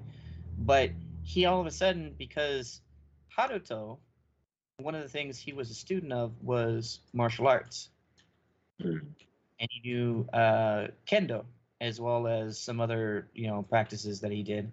Okay. So all of a sudden he gained those memories and basically started fighting against his attacker and knocked him out. And then the package that his family was dead. I don't know if they were family or just people holding him, obviously. But the package started to move, and he went over there and saw that it was a girl, and realized it was apparently the princess that the other people who were looking for. Okay. He then takes her to the castle in order to go, "Well, here's who you were looking for." And then, of course, misunderstanding ensues. They think he had kidnapped her and whatnot. But she was unconscious because when she actually came to, she saw the other people were like killed, bloody and dead, and passed out. So when she finally wakes up, he basically was put down into the dungeon and was being tortured in order to say basically to confess of being the kidnapper. As a way of apologizing for that, the princess had them accept him into a school meant for royalty, since he was a slum kid, and put him up as in boarding as well to at least give him an education. But yeah, the story progresses from there as well. But there's again, like I said, the world that they're opening up in regards to this, I consider to be very interesting because his they skip ahead a bit. They do some time jumps and whatnot, but he gets older, and he knew there was going to be a stigma between him and the royalty because he's in their school essentially. But the extent to which their stigma is, I don't think he necessarily could foresee, because goddamn, if they did not treat him like utter trash essentially. Which eventually he ends up leaving and going on his own adventure, which was what they eventually, when we found Latifah, because in order they accused him of nearly killing one of the royalty, and he just left because he's like, I don't want to deal with their shenanigans, and I'm old enough now I can take care of myself. So he leaves, and they send Latifah after him to kill him after they've accused him of this, to silence him, so that way it's like case closed. We don't have to like deal with him, and it's already a open shut case situation. But he ends up basically overcoming her, and then breaks the control that they had over her, and she ends up following him. In which currently they're in a. He was trying to take her home, but then in the process of taking her to her people, found out what she is essentially. Yeah. Seeing that she is not also reincarnated just as he was. Um, so I'm not sure how that's going to pan out, but he is now in the land of demi-humans, and it's interesting. I mean, I don't necessarily like a lot of it seems pretty standard-ish to me as far as that goes, but I enjoy where it's going, and it makes me curious to see what the overall arcing story of it is going to end up being. Okay. Like they haven't really made him out to be a hero per se, but I mean, obviously there is conflict within his world that he's living in, so I don't know if he's going to try to fix the class situation that has obviously been an issue, or I don't know. Okay. But either way, it's definitely been entertaining. Yeah. One thing that you said kind of made me sad. It reminded me of something that was sad. What show was it where that somebody's friend was in a being held in a cell, and by the time they came back to rescue their friend, they Shield Hero. uh, Shield Hero. Yep. Yeah, the minute you said by the time they came back to rescue it, I'm like, yep, I know which one you're talking about. Mm-hmm. I was just like, more sadness. Yeah. Yeah. I mean, there's definitely a serious like. There's nothing. To me, it's refreshing because most isekais, or and a lot of fantasy as of late has been a lot of like. I feel like they need to add the comedic effects into it Mm-hmm. and whatnot. But this one, there's no comedy. It's like it's very serious in what it's doing.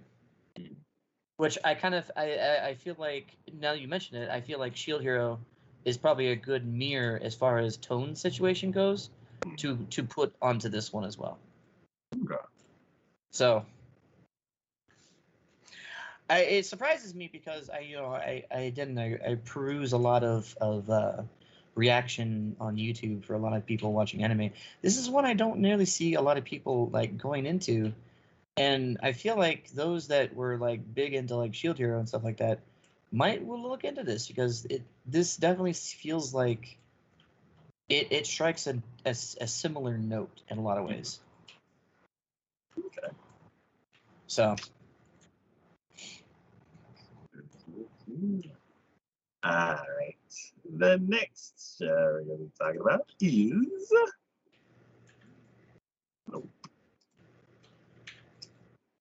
The Detective Is Already Dead, right? yep, that's what it Oh, should be. or Timetable Machine Daddy. We're down to our final four. Man, I loved the first very long episode of this show. This this seems interesting. I guess I missed over this one. Yeah. So the title is a spoiler for the first episode. Um, I don't know what happens afterwards. Maybe it's not true, but I don't. Basically, and it's one of those things where it's like, all right, come on now, you can't know everything. Is how I felt in like a certain part, but then I'm like, also like, she is amazing, and she does give okay reasons, so maybe. But would you stop? Like, would you show some weakness? Like some? you can't be perfect. Um, so I'm trying to think. Oh, it starts out on a plane, and basically the plane gets hijacked by this normal-looking guy, and um, the flight attendants start start asking, "Is there a detective on the plane?" And the main guy's like, "Is there a detective on the plane? Shouldn't they be asking, is there a doctor on the plane?" It's like that's a strange thing to ask. And somehow it gets in the conversation with this girl next to him, and then after they start talking, she's like, "I'm a detective, and this is my assistant." And he's like, "What?"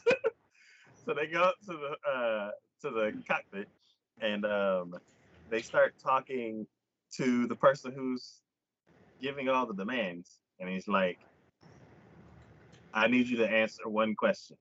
If you get this question right, then I will give up. If you get the question wrong, I'm gonna kill the pilot." And she starts giving him all of this information, basically saying that he's not going to do it because if he kills the pilot, then who's going to fly the plane? And she's like, "Do you think I could fly the plane?" And start saying a whole bunch of stuff. And basically, she answers the question. She like answers the question without answering the question, and then he just kind of gives up. And he's like, "Okay, you got me." And then he like walked past them, and the guy's all like, "Oh, okay, I can go back to my seat now." And then she's like, "But there's more." And she starts talking more. And he's like, "Stop." He's already given up. And me, I'm like, "You're going to mess it up." He's going to get mad. And now he's going to try to want to crash the plane again.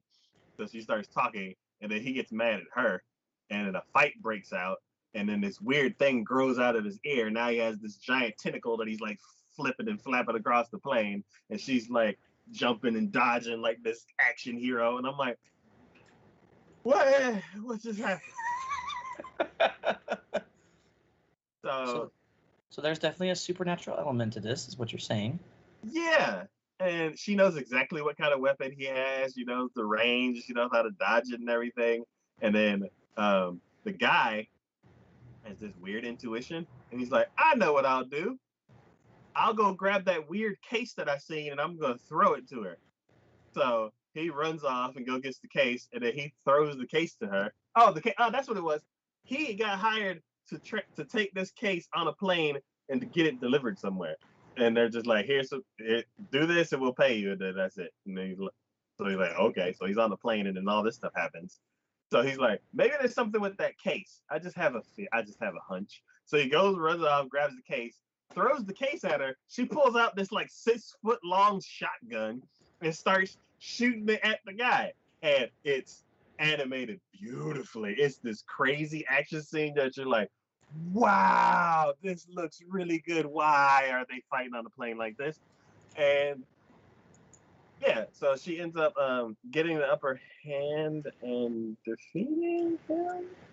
And then she starts asking him to be her actual like assistant, and he keeps saying no. And like they do a couple other things. He says no, and then he goes home, and then she's in his room, and then she orders a pizza to his room, and keeps asking him to be her assistant, and he keeps saying no. And then she joins his school, I think. It's like 2 weeks. She basically shows up in his life again, and then asks him and bugs him, and then he finally says yes. And then at the end of the episode, and they're like, "Yeah, I accept it, but she's already dead." I'm like, "What are you talking about? How did she die? She was cool. I'm sad now." Well, okay. I will say this, because I was at least, again, curious. Not because it sounds like this is one you might want to continue. So I just say this because it sounds like this is not a spoiler tag. This is just one of the tags that were on there because we have detective, tragedy, male protagonist, terrorism, crime. One of them is achronological order, Huh. which, if you're not aware of, means chapters or episodes do not occur in chronological order. Like Suzumiya. Huh. So what you experienced may not be the first actual episode, if you wanted to put it in chronological order. Huh. I'm Okay. not 100% sure. Like, it was weird with Suzumiya did it, but I kind of understand where Suzumiya came from with that because that's already a weird show. Yeah. This, I'm not 100% sure why they would want to do that. But I'm assuming the more you watch, you probably would understand. Yeah. So, curiosity begets me as far as... Because is it more sense not for it to be in chronological order, or is it less sense? I don't know. I think this is one of those where it would be better to have it all the episodes in front of you, Yeah. because that's what had to happen with Suzumiya. I had to have all the Yeah. episodes in front of me to be like, oh, okay. Back when Suzumiya came out, I just watched it like normal, and I'm like, this doesn't make any sense at all. So I And have a like, feeling, just so you were aware, that if you were to watch this one in the order that it's releasing, you're gonna be probably in the same way where it's like, wait, where does this character come from? How do we know this character? Where did this one person come from? How are we like buddies with these people, but they've never showed up until just now? yeah, and then like 4 episodes later, you're like, oh, This is where they met them, actually. Yeah. I have a feeling that's going to be this case. So the fact that she died, maybe the first episode was the last episode and she died. Yeah. I don't know. That's weird. Or maybe there's some weird conspiracy theory about it. I don't know. Yeah. It is interesting that the first episode aired with a runtime of 46 minutes as opposed to standard 24 minutes long, though. That's what Yeah. So if they doubled it. Yeah. Well, it's weird that that's like considered double, but it's like, yeah, it is double, but at the same time, like the other one that did that was 51 minutes. This one's 46 minutes. Yeah, because the other one had the intro smack dab in the middle. Weird. Yeah, this one was like that cinematic thing where it's like they don't even touch the intro and they just play they play it all out like a feature film. Mm-hmm.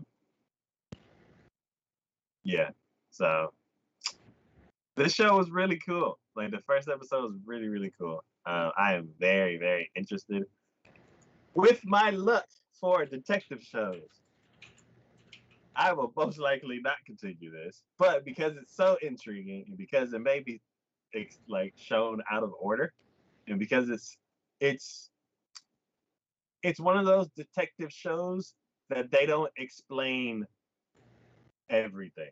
Like some of them, like the situation will play out, and then they're like, and this is how it went down, and they'll explain and explain and explain, and then and then I'm like, I can't keep up with it. This one, she just had answers for everything, and I'm like, you need to explain why you know all of this.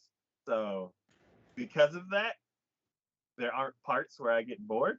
I'm just mad at her for not telling me how she knows everything. Maybe she's an alien. Yeah. That would make sense for that thing that came out of that dude's ear. But yeah. So this show, beginning, it's pretty good. Very cool action scene at the beginning. All right. The next show we're gonna be talking about is what? Slime time. Man. Okay. Should be slime time.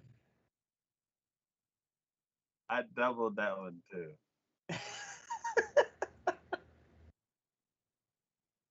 Slime.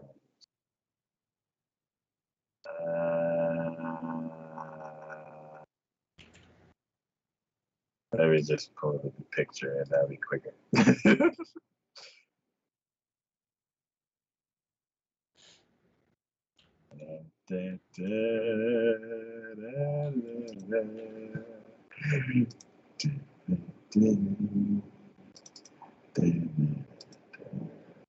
Modify the latest modified is that one. And turn that on and turn this off. Alright. Slime Season 2 Part 2. Good freaking stuff. God. It's funny that the very first parts of these episodes for Slime has been, at least for this part, has been, it's like we've established relations with so many different people in the course of this series. Mm-hmm. And the very first couple of episodes seems like now all the established connections that we have are now coming together and meeting each other for the first time. Yeah. I feel like that's what it is. It's like now we're trying, like we had so many loose threads all over the place of how many different people that were known or even some that were not known. And now they're all starting to come together and be like, oh, wait, you know, like, I'm just laughing this as the demon lord fairy or whatever that there is. everyone was so, when Veldora became known as being back, the fact that Yes. everyone was just everyone who found out, everyone's initial reaction to that has just been hilarious. And then the fact that fairy demon came in and was like, wait, why aren't you as shocked about the fact that, you know, I'm a demon lord or whatever? And the one dude from the human civilization was just like, I've been shocked too much the last couple of this day. It doesn't even surprise me anymore. And she's like, after Veldora, knowing about Veldora, nothing can really surprise me. And she's like, what, Veldora? Is that Veldora? No, he's not back. I punched him and took, and then he just, remember, who just patiently takes to the fairy from Diablo, walks over to Veldora, who's reading manga, plops her down as she's still monologuing, and then all of a sudden Veldora stops, looks at this monologuing fairy, and then she looks at him finally for the first time, sees the inner Veldora inside of it, and just passes out. I was like, oh yeah. God. But so this whole first part of the season, for part 2, at least for these couple episodes, has been everyone conforming together and meeting each other, and then the plan of action as far as what's the conflicts that are taking place, essentially.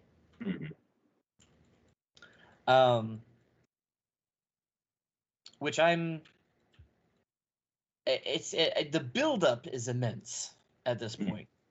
And I'm like, oh my God, can we just, I get everyone's going different places and everyone's doing different things. Let's get to the point now. I want to see it now. I want to see the conflicts and everything that's about to transpire. Let's show it to me. Show it to me. Yeah, it's like everybody's showing up. Yeah. Like Benimaru and all of them are about to, and even Gobta and all of them are about to now go into battle, and I'm like, I want to see the battle. Show me the battle. I'm like, the last time Benimaru and then went all out before. That was with the orc army that was coming through, and I'm like, and that was freaking awesome. I want to see now with them actually having leveled up and everything. I want to see that now happen. And then this whole thing with Rimuru now going to go to the what do they call it? It's basically the Demon Lord conference or whatever. Um, I'm like, I want to see that happen. Um, Diablo is now going back with the human to go to that one kingdom with the king and the head of the church to now start a revolution and become the new king. I'm like, I want to see that happen. Yeah. Like, there are so many threads now that I'm just like, oh my god, I want to see all of it. I want to see all of it. It's like, even the thing with Diablo and the other ones, like, you know from the reaction that Diablo had with when he's like, oh, I'll come back, post haste. He's like, no, no, no, no. You have to be able to, like, this is a process for this. You have to kind of, take your time and do this. And I'm just sitting there going, oh, he ain't gonna take his time. What are you talking about? He wants to get back to you, so there ain't no way he's gonna take his time. I'm like, this is gonna be like, he will shortcut this as quickly as possibly he can and be like, I accomplished what you told me to do. You wanted him to be king. Well, here you go. The kingdom's destroyed. It's like, here you go. Nobody else is alive. He's the king. Done. They can't go against him. There's no one to go against. And then I just know even though they're leaving Veldora back at Tempest, I'm like, oh, there's something that's going to happen at Tempest.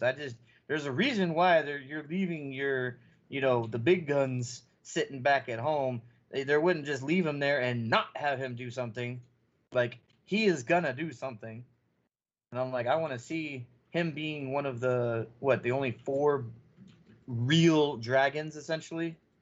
Yeah. That's what it is, like essentially the 4 kings of dragons, essentially. I'm like, I want to see what he can actually get up to now that he's been let loose upon the world again.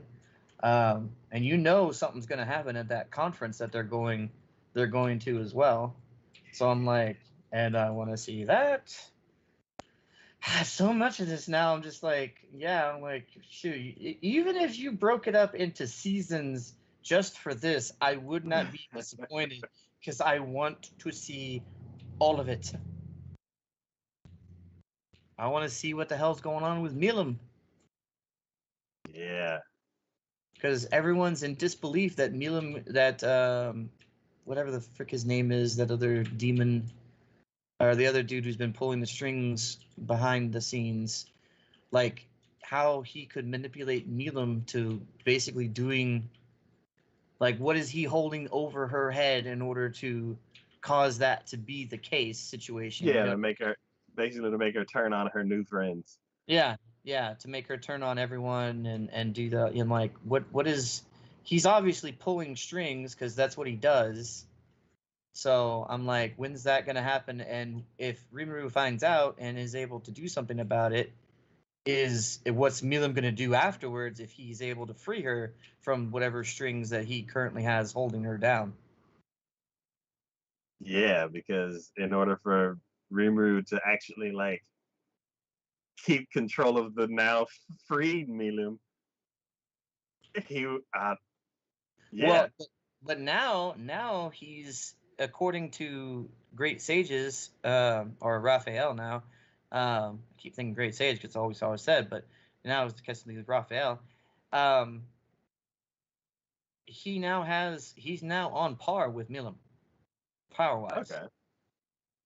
Like, before, when they first met, the great sage said that Milim was 10 times the power of Rimuru.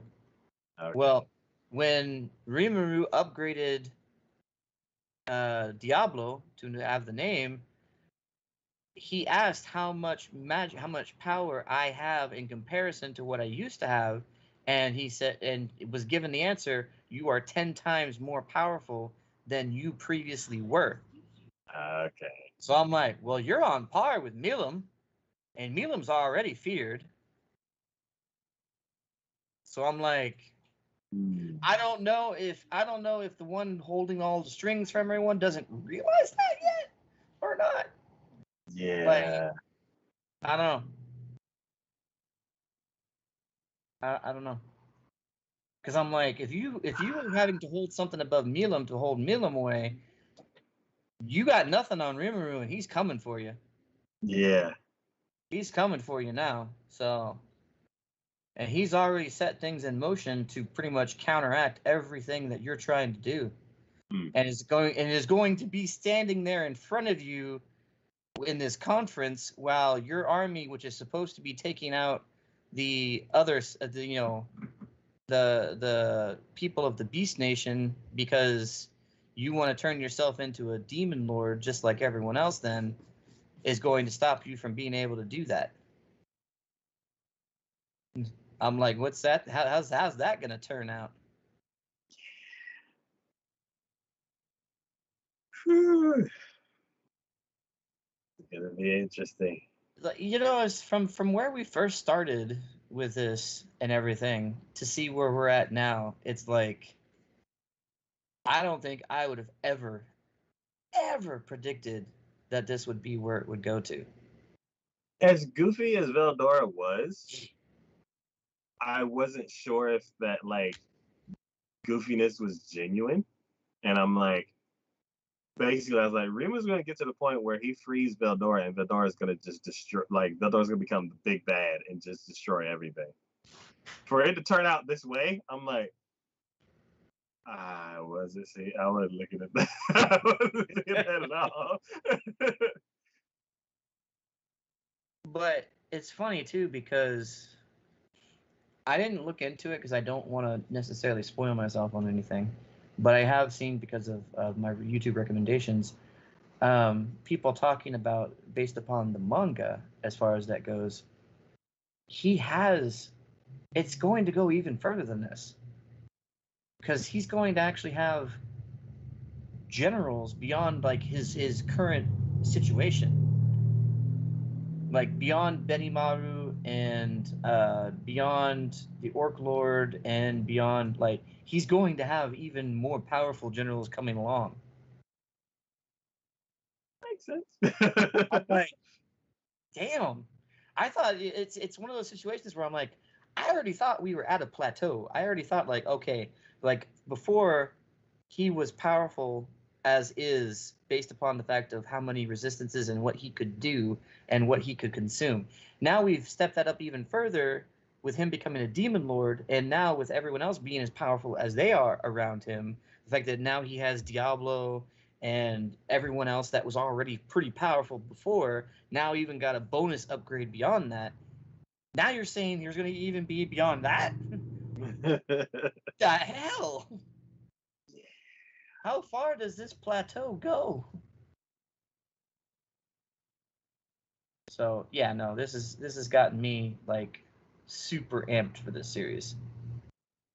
Yeah, yeah. There's so many things like queued up and ready to go that I'm yeah, I can't wait. It's gonna be awesome.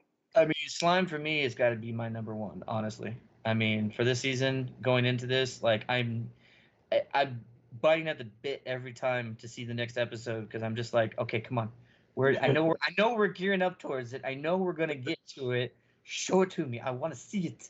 I want to see it. Um, obviously followed by our other second one of the season. Uh, My hero.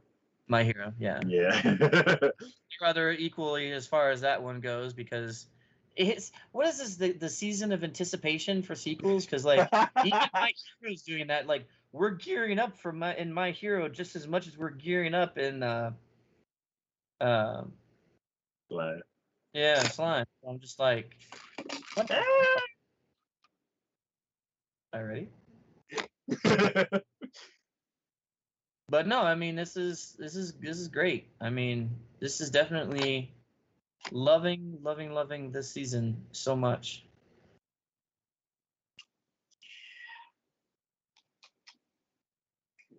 Good, more slime, more great awesomeness to come. All right. The next show I think we're gonna be talking about is Suki? not that one. Not that one.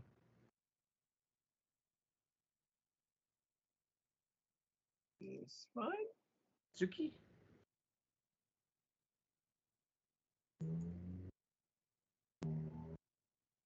Suki Michi. Yes. Yeah. Yeah. Tsuki ga Michibiku Isekai Dochu. Or Tsukimichi Moonlight Fantasy.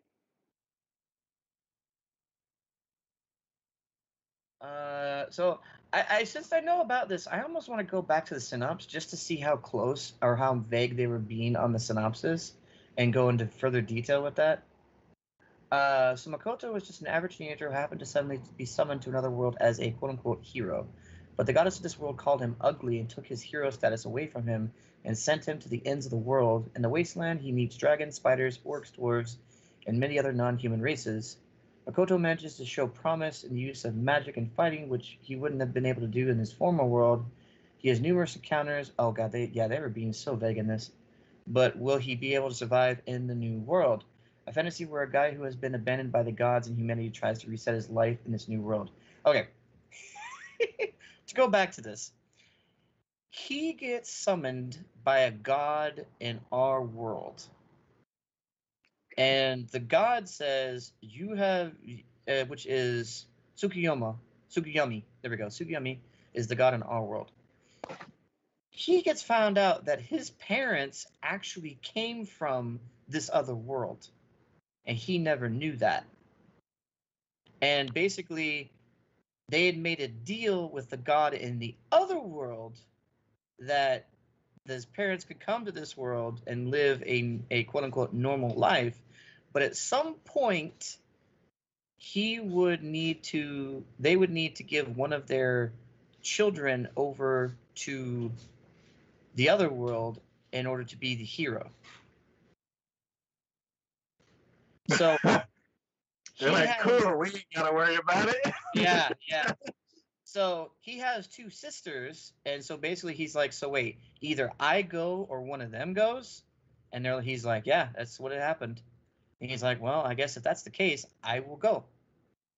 Well, he gets sent there after Tsukiyami gives him some measure of power from on his side, but he says he can't give him too much, but because he's not as powerful as he used to be, but he can still give him something to help him along the way. Well, he gets there, and just as it says, the goddess says, "Oh, you're horrid and ugly looking. I don't want you to be my hero."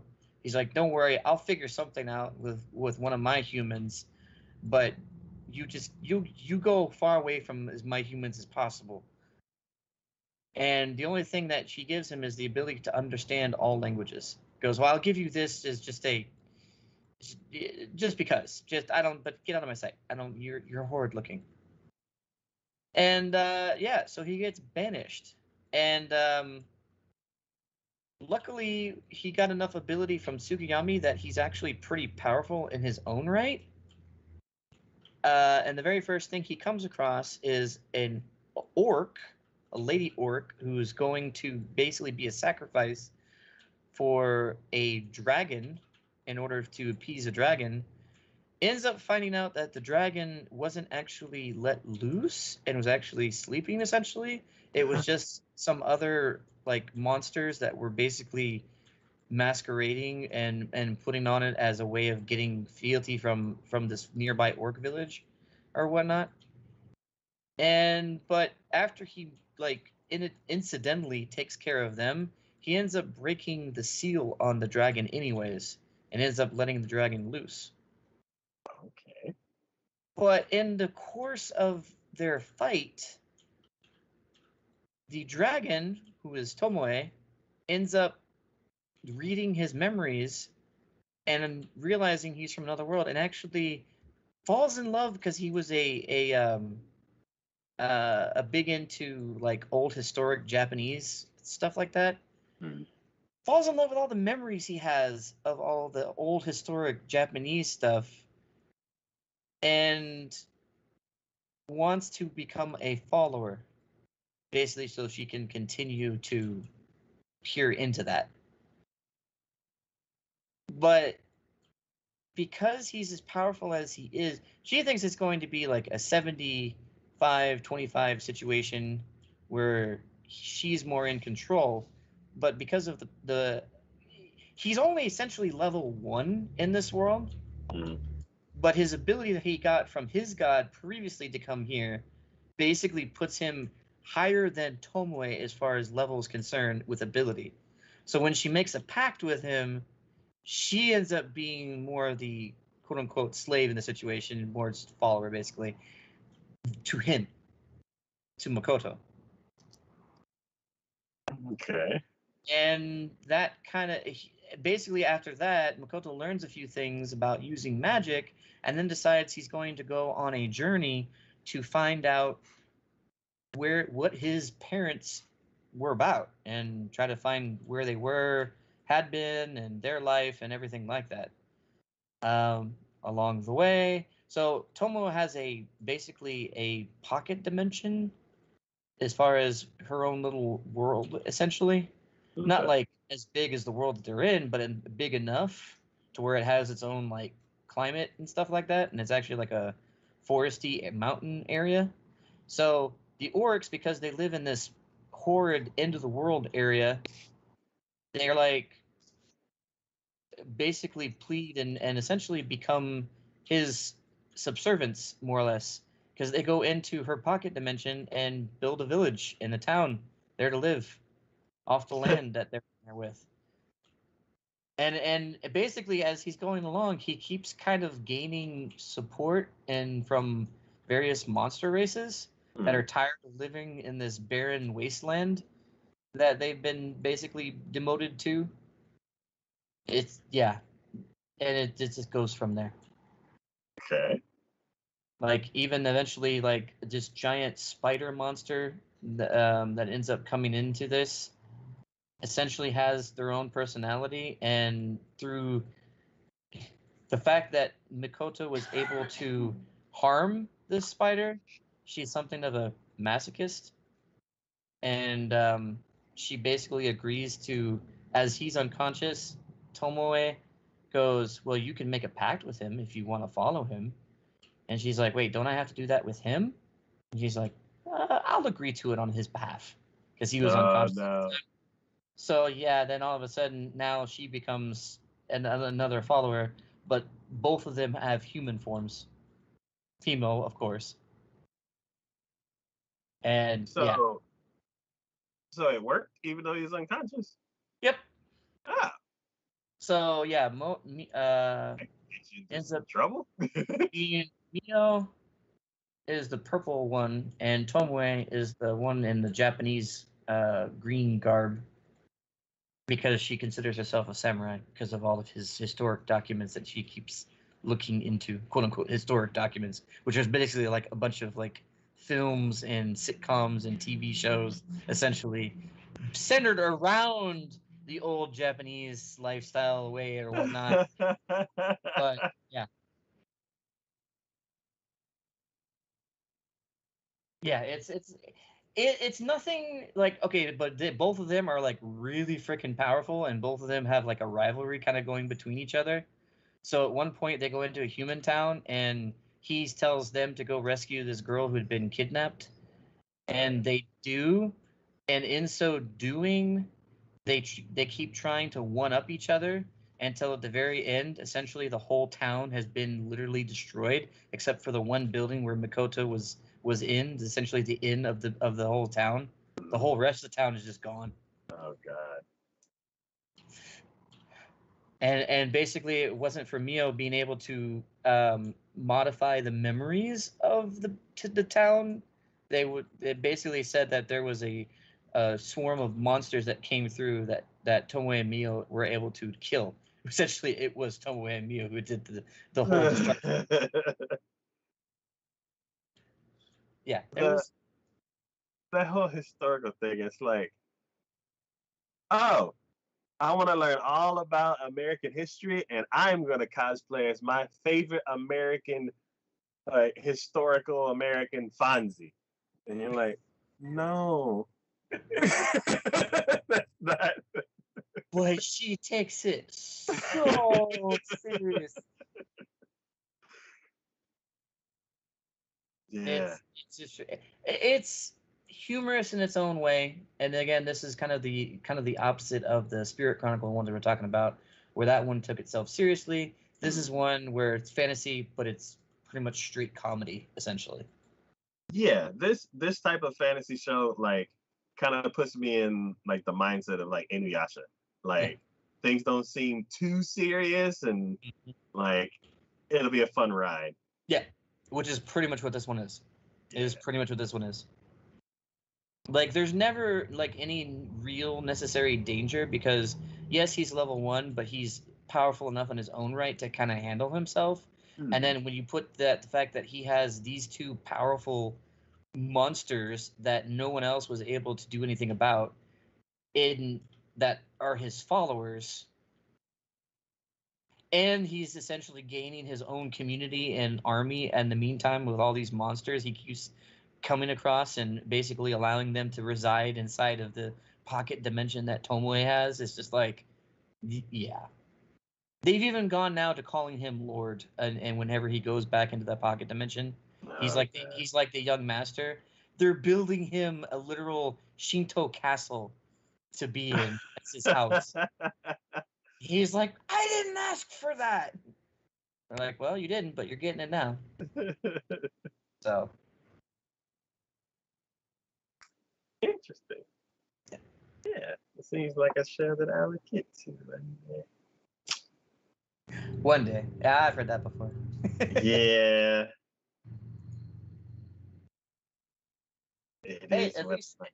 at least this is only season 1, so if they go further, you only Yeah, have yourself to blame if this becomes a continuing thing and you miss out on watching the first part of it. yeah. All right. The next show we're gonna be talking about, and the The last last show, Yay! is Uramichi Onisan. Life lessons with Uramichi Onisan.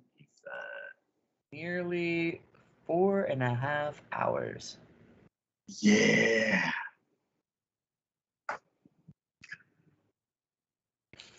This show is funny. It better be because it looked pretty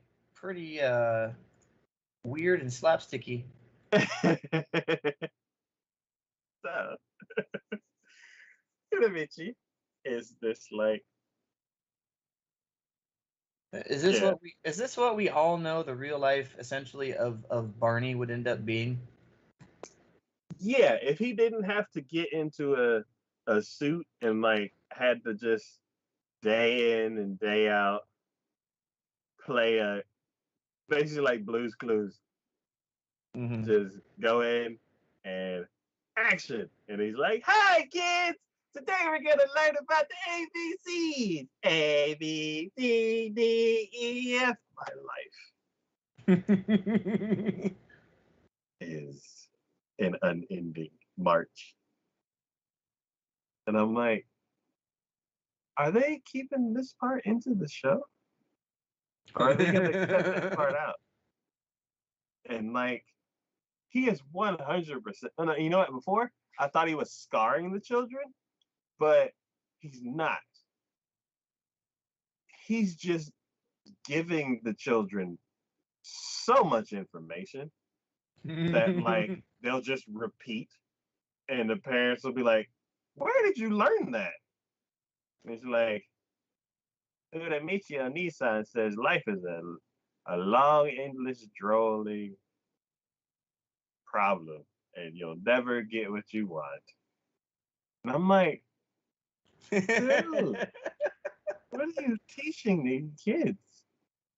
And like every now and then they'll like break the wall of the show that they're working on by talking about the producers or like upper management is making like some decisions that they don't like, or they'll talk about the company how the reason why their company can't do this is because society blah blah blah blah blah, and like down with the man. And the kids are like, "Are you still fighting with the man today?"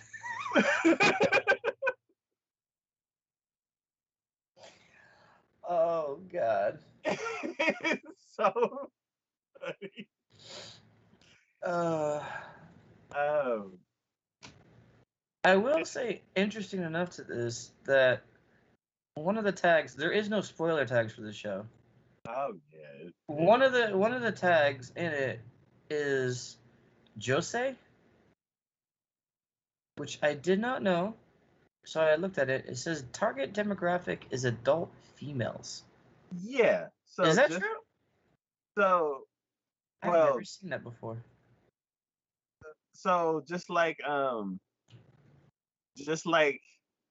we name that type of show all the time.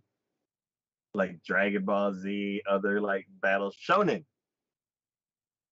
Yeah. Shonen is for young guys. And then there's another version for older guys. And then there's a version for younger girls. And then there's a version for older women. So Hmm. like, yeah. So Jose is a like for them to say that, I'm like, yeah, it makes perfect sense. It's not for any young people at all. Well, I mean, okay. Wow, the amount of shows on any list that are under the category Jose. How many is this? So there's one, two, three, four, five, six. Six per row. There's one, two, three, four, five, six, seven, eight, 9, 10, 11 with two extra. So that's 68 68 shows out of, I'm assuming, way more thousands. than that on any list that are marked as Jose. Wow. No wonder why I haven't heard that as a category before. It's like a niche little subcategory. It is. It is definitely a niche category. That's just amazing to me that that's. I mean, it makes sense that it's a thing, but it's just weird that I will admit one of my favorite animes, my number two anime of all time, Usagi Drop, is under that category. Yep. Um. Interesting. So, uh, other than like the interactions between Uramichi and the kids, like the other thing is like what's actually going on in his life Mhm. and how his interactions with his coworkers. I wish I remembered the joke that that he says, but so basically the two animals Mhm. There's a that are bear, there, the rabbit, rabbit. Yeah, yeah. yeah. So every now and then, kind of like how on Blue's Clues, how he's like Mr. Mailman or whatever. Well, like, I don't remember. It's been decades. Um, like basically they would call out somebody else who's on the cast that like shows up. Like it'd be like the mail guy, and he brings the mail or something like that. He calls out the rabbit and the guy, and I guess they all like dance around, and the kids go, ah! Well, he would call out the guys, and like what's supposed to happen in the script is um, he calls him. He's like, "Come outside," and nothing. And he does it like two more times, and he's like, "Come on, kids, a little bit louder." And then after the third time, they yell, and then he finally comes out. His voice is hoarse because he says that his voice is hoarse because he's always drinking, Mhm. and he doesn't want to yell three times. So after the first time where he had to yell three times, he like his voice started hurting a bit, and he's like, "All right, the next time we shoot something like this, come out on like the second time because I don't want to have to scream three times." And the other guys are like, uh, I guess. So it's time to call him out again. And he's like, "Get outside." And then he calls like, "Get outside." And then like they don't come out, and then he's like just gets serious and like starts glaring at the curtain with like daggers in his eyes.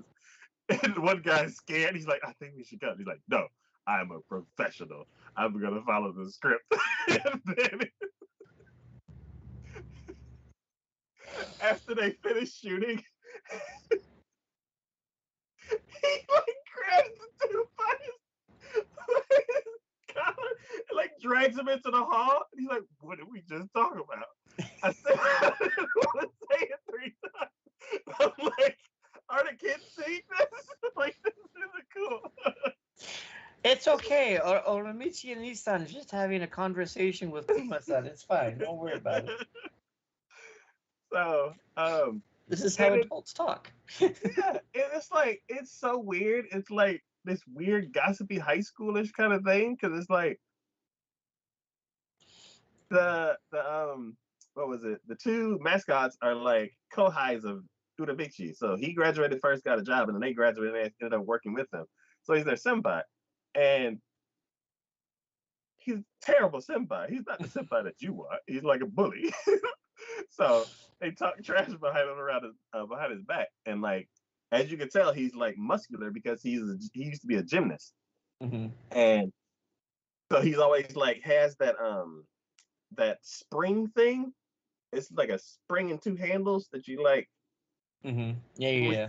Yeah, to strengthen your hand muscles, and like one of the mascot dudes was like, Uramichi always working out his body. That's all he cares about. Blah blah blah blah. And like Uramichi walks up behind him, and the other two guys are like, shut up. I bet that's why he can't get a girlfriend. He's just like talking all kinds of shit. And then they get real quiet, and he's like, "What? What happened?" And he's like, "Oh no."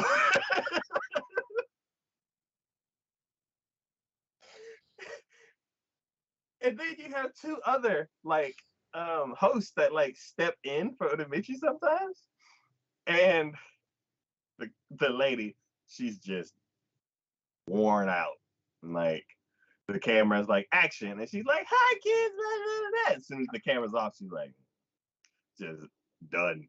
The other guy, he has energy all the time, but he is a very big fan of dirty puns, and he's like a really, really, like, he can't help himself, like for real. Like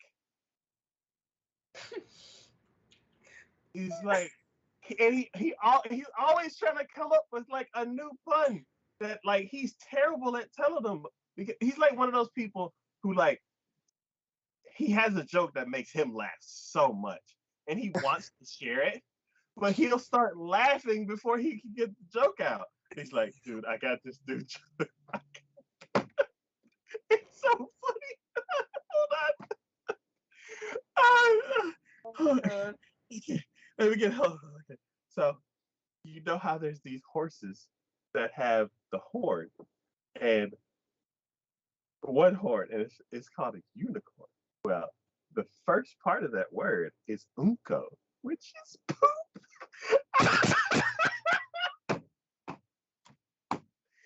So he's like dying off of his like terrible joke.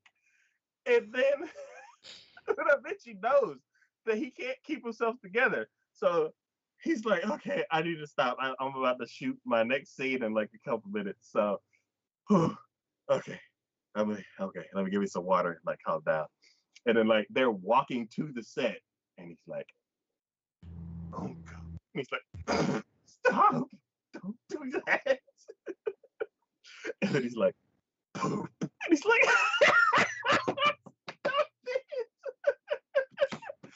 and he's just like, he's just on the ground, just laughing. And they're like, hey, Uramichi, could you take this dude's spot? Because he can't get together right now. So then the kids are like, where's Mr. So-and-so? And they're like, oh, he's sick today. He can't come in. So Uramichi has to step in for him. I'm like, oh my God, this show.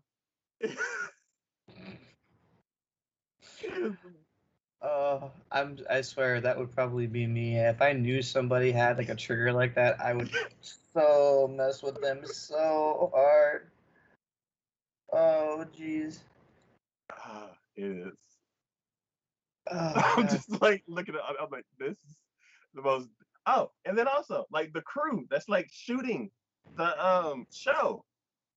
I don't think they care at all. As long as they hand in some footage and then clock out, then they're like good to go. They're like the editors will deal with this shit. So, so you see like the director is standing there and he's like, "All right, and action." And then she's just like in off thinking about something, and then they're like, "Reggie, let's go." And he's like, "Oh, okay." And he's like, doesn't even do like the lines with energy. He just says his lines, and they're like, "All right, and cut. Cool. Let's go to break." And I'm like, "You're not gonna put that on the kids show, are you?" I'm like,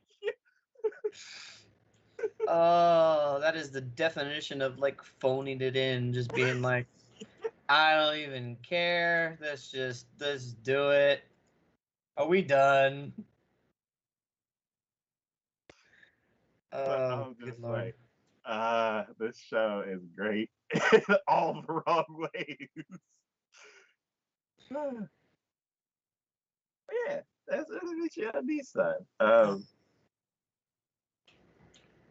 I'm very curious to see like what else. I'm like, I don't even know what the other guy like how he acts when he's on camera because he never even made it to the set. Oh boy. But yeah. So that is it for our 15, 16 shows. It's 16 or more. There's a number there, I'm sure. Yes. And yeah, for this I can read it. Yeah, for our summer initial impressions. There are some heavy hitters out there. There are a few off the wall shows, and there's some other ones that are pretty decent. If you off the wall. Ending on that last one, I think that takes the cake for off the wall right there. Yeah. So yeah. We will be back probably on the 29th Yep. to the upcoming shows. There'll be trailers. Ah, an easy one. Yeah. Well, I Yeah. guess don't we normally look at just as a quick little Oh yeah, a little precursor of what this would be the fall, wouldn't it? fall. Yep. Fall 2021. Ooh, winter What's 2022 is already up there. Whoa! Oh, it's JoJo. Okay, that makes sense. Oh, another Jujutsu Kaisen. And Mushoku Tensei. Hey, do you have it in alphabetical order? Oh, I'm sorry. I think it's on popularity. What do I have it on? Format. No. The little Genre? up and down arrow. This is weird. This is on something else. I'm just gonna go through them. Okay. I'm just gonna go through them. Oh, I There's a see. Blade Runner show. What your 86 is getting another season? Yeah, I need to get back to that one.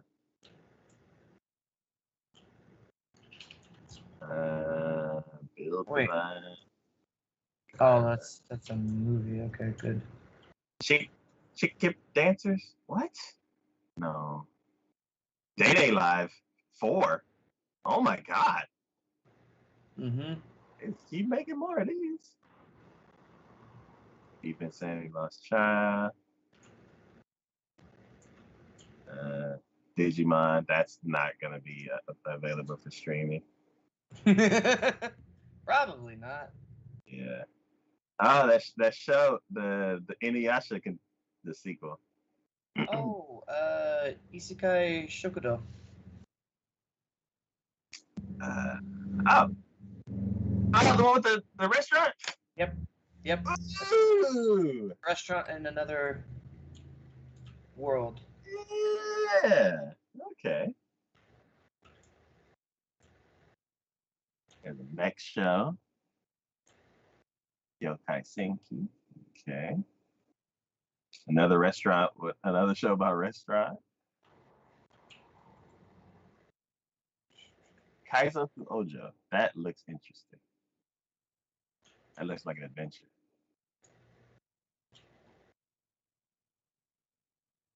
Wait, Lupin Part 6? What? Oh, there we go. There's another Lupin. I am not surprised. Megaton. I'm surprised that it's like back to back. There we go. Now I can actually see this correctly. Yeah, so the Mushiko Tensei, the Isekai Itara, second season, part 2. Yeah, Meiruko-chan. That looks creepy. Is there like third friend just a zombie? Just like acting like I no no clue whatsoever. Megaton Q Musashi. Okay. Dancing Hero. Oh no. Move Love Alternative. Oh, I watched that one.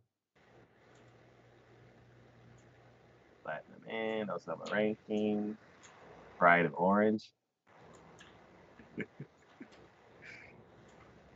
I had a Paladin. Sakutan. That looks fun.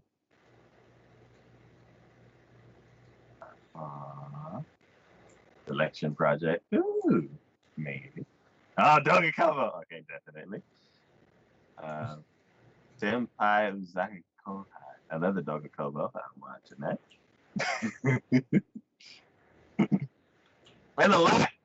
Oh my God. There's so many shows. Jesus. Yuki Yuna. I need to get into that. I've never. World Trigger third season. Didn't we cover World Trigger before? First season. I think we missed the second season. Okay. Would need to catch up on that one. Yeah. Okay. Well, that like there's no like heavy hitters, but there are No. sequels that we've talked about before, and then a bunch of new IPs. Well, I think the heaviest hitter for that has to be the that one Isekai one. God damn it, where the hell did it go? Yeah.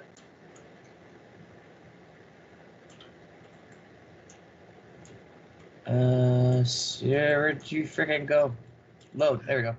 The Mushoku Tensei. Okay. That to me is probably the heaviest, at least sequel hitter that I can see. Right there. Everything else, I mean, it looks like some good news. Oh, reincarnated. Oh, you finally realized what I was talking about? Yeah, I thought you saw about the restaurant one. No. Mushoku Oh. Tensei. Oh. That one is now releasing part 2. Oh my God. Uh-huh. Oh. That's why I said that to me is probably the heaviest hitter that I can see. Even the picture threw me off because it's so like cartoony. Mm-hmm. Oh. Okay. Yeah.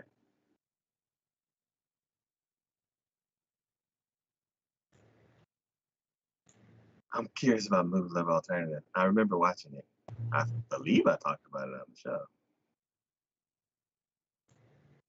But yeah. Oh man, next season's gonna be pretty cool. Mm-hmm. All right. Yeah, that is it for today's show. It's up in one of the top 10 longest episodes. Maybe the top 5, honestly. And yeah, we'll be back in 3 weeks to talk about the trailers for next season. Yeah, as always, like thank y'all for watching. Thanks for hanging out in chat. Thanks for supporting the channel in any way that you do. And we will see y'all next time. Bye.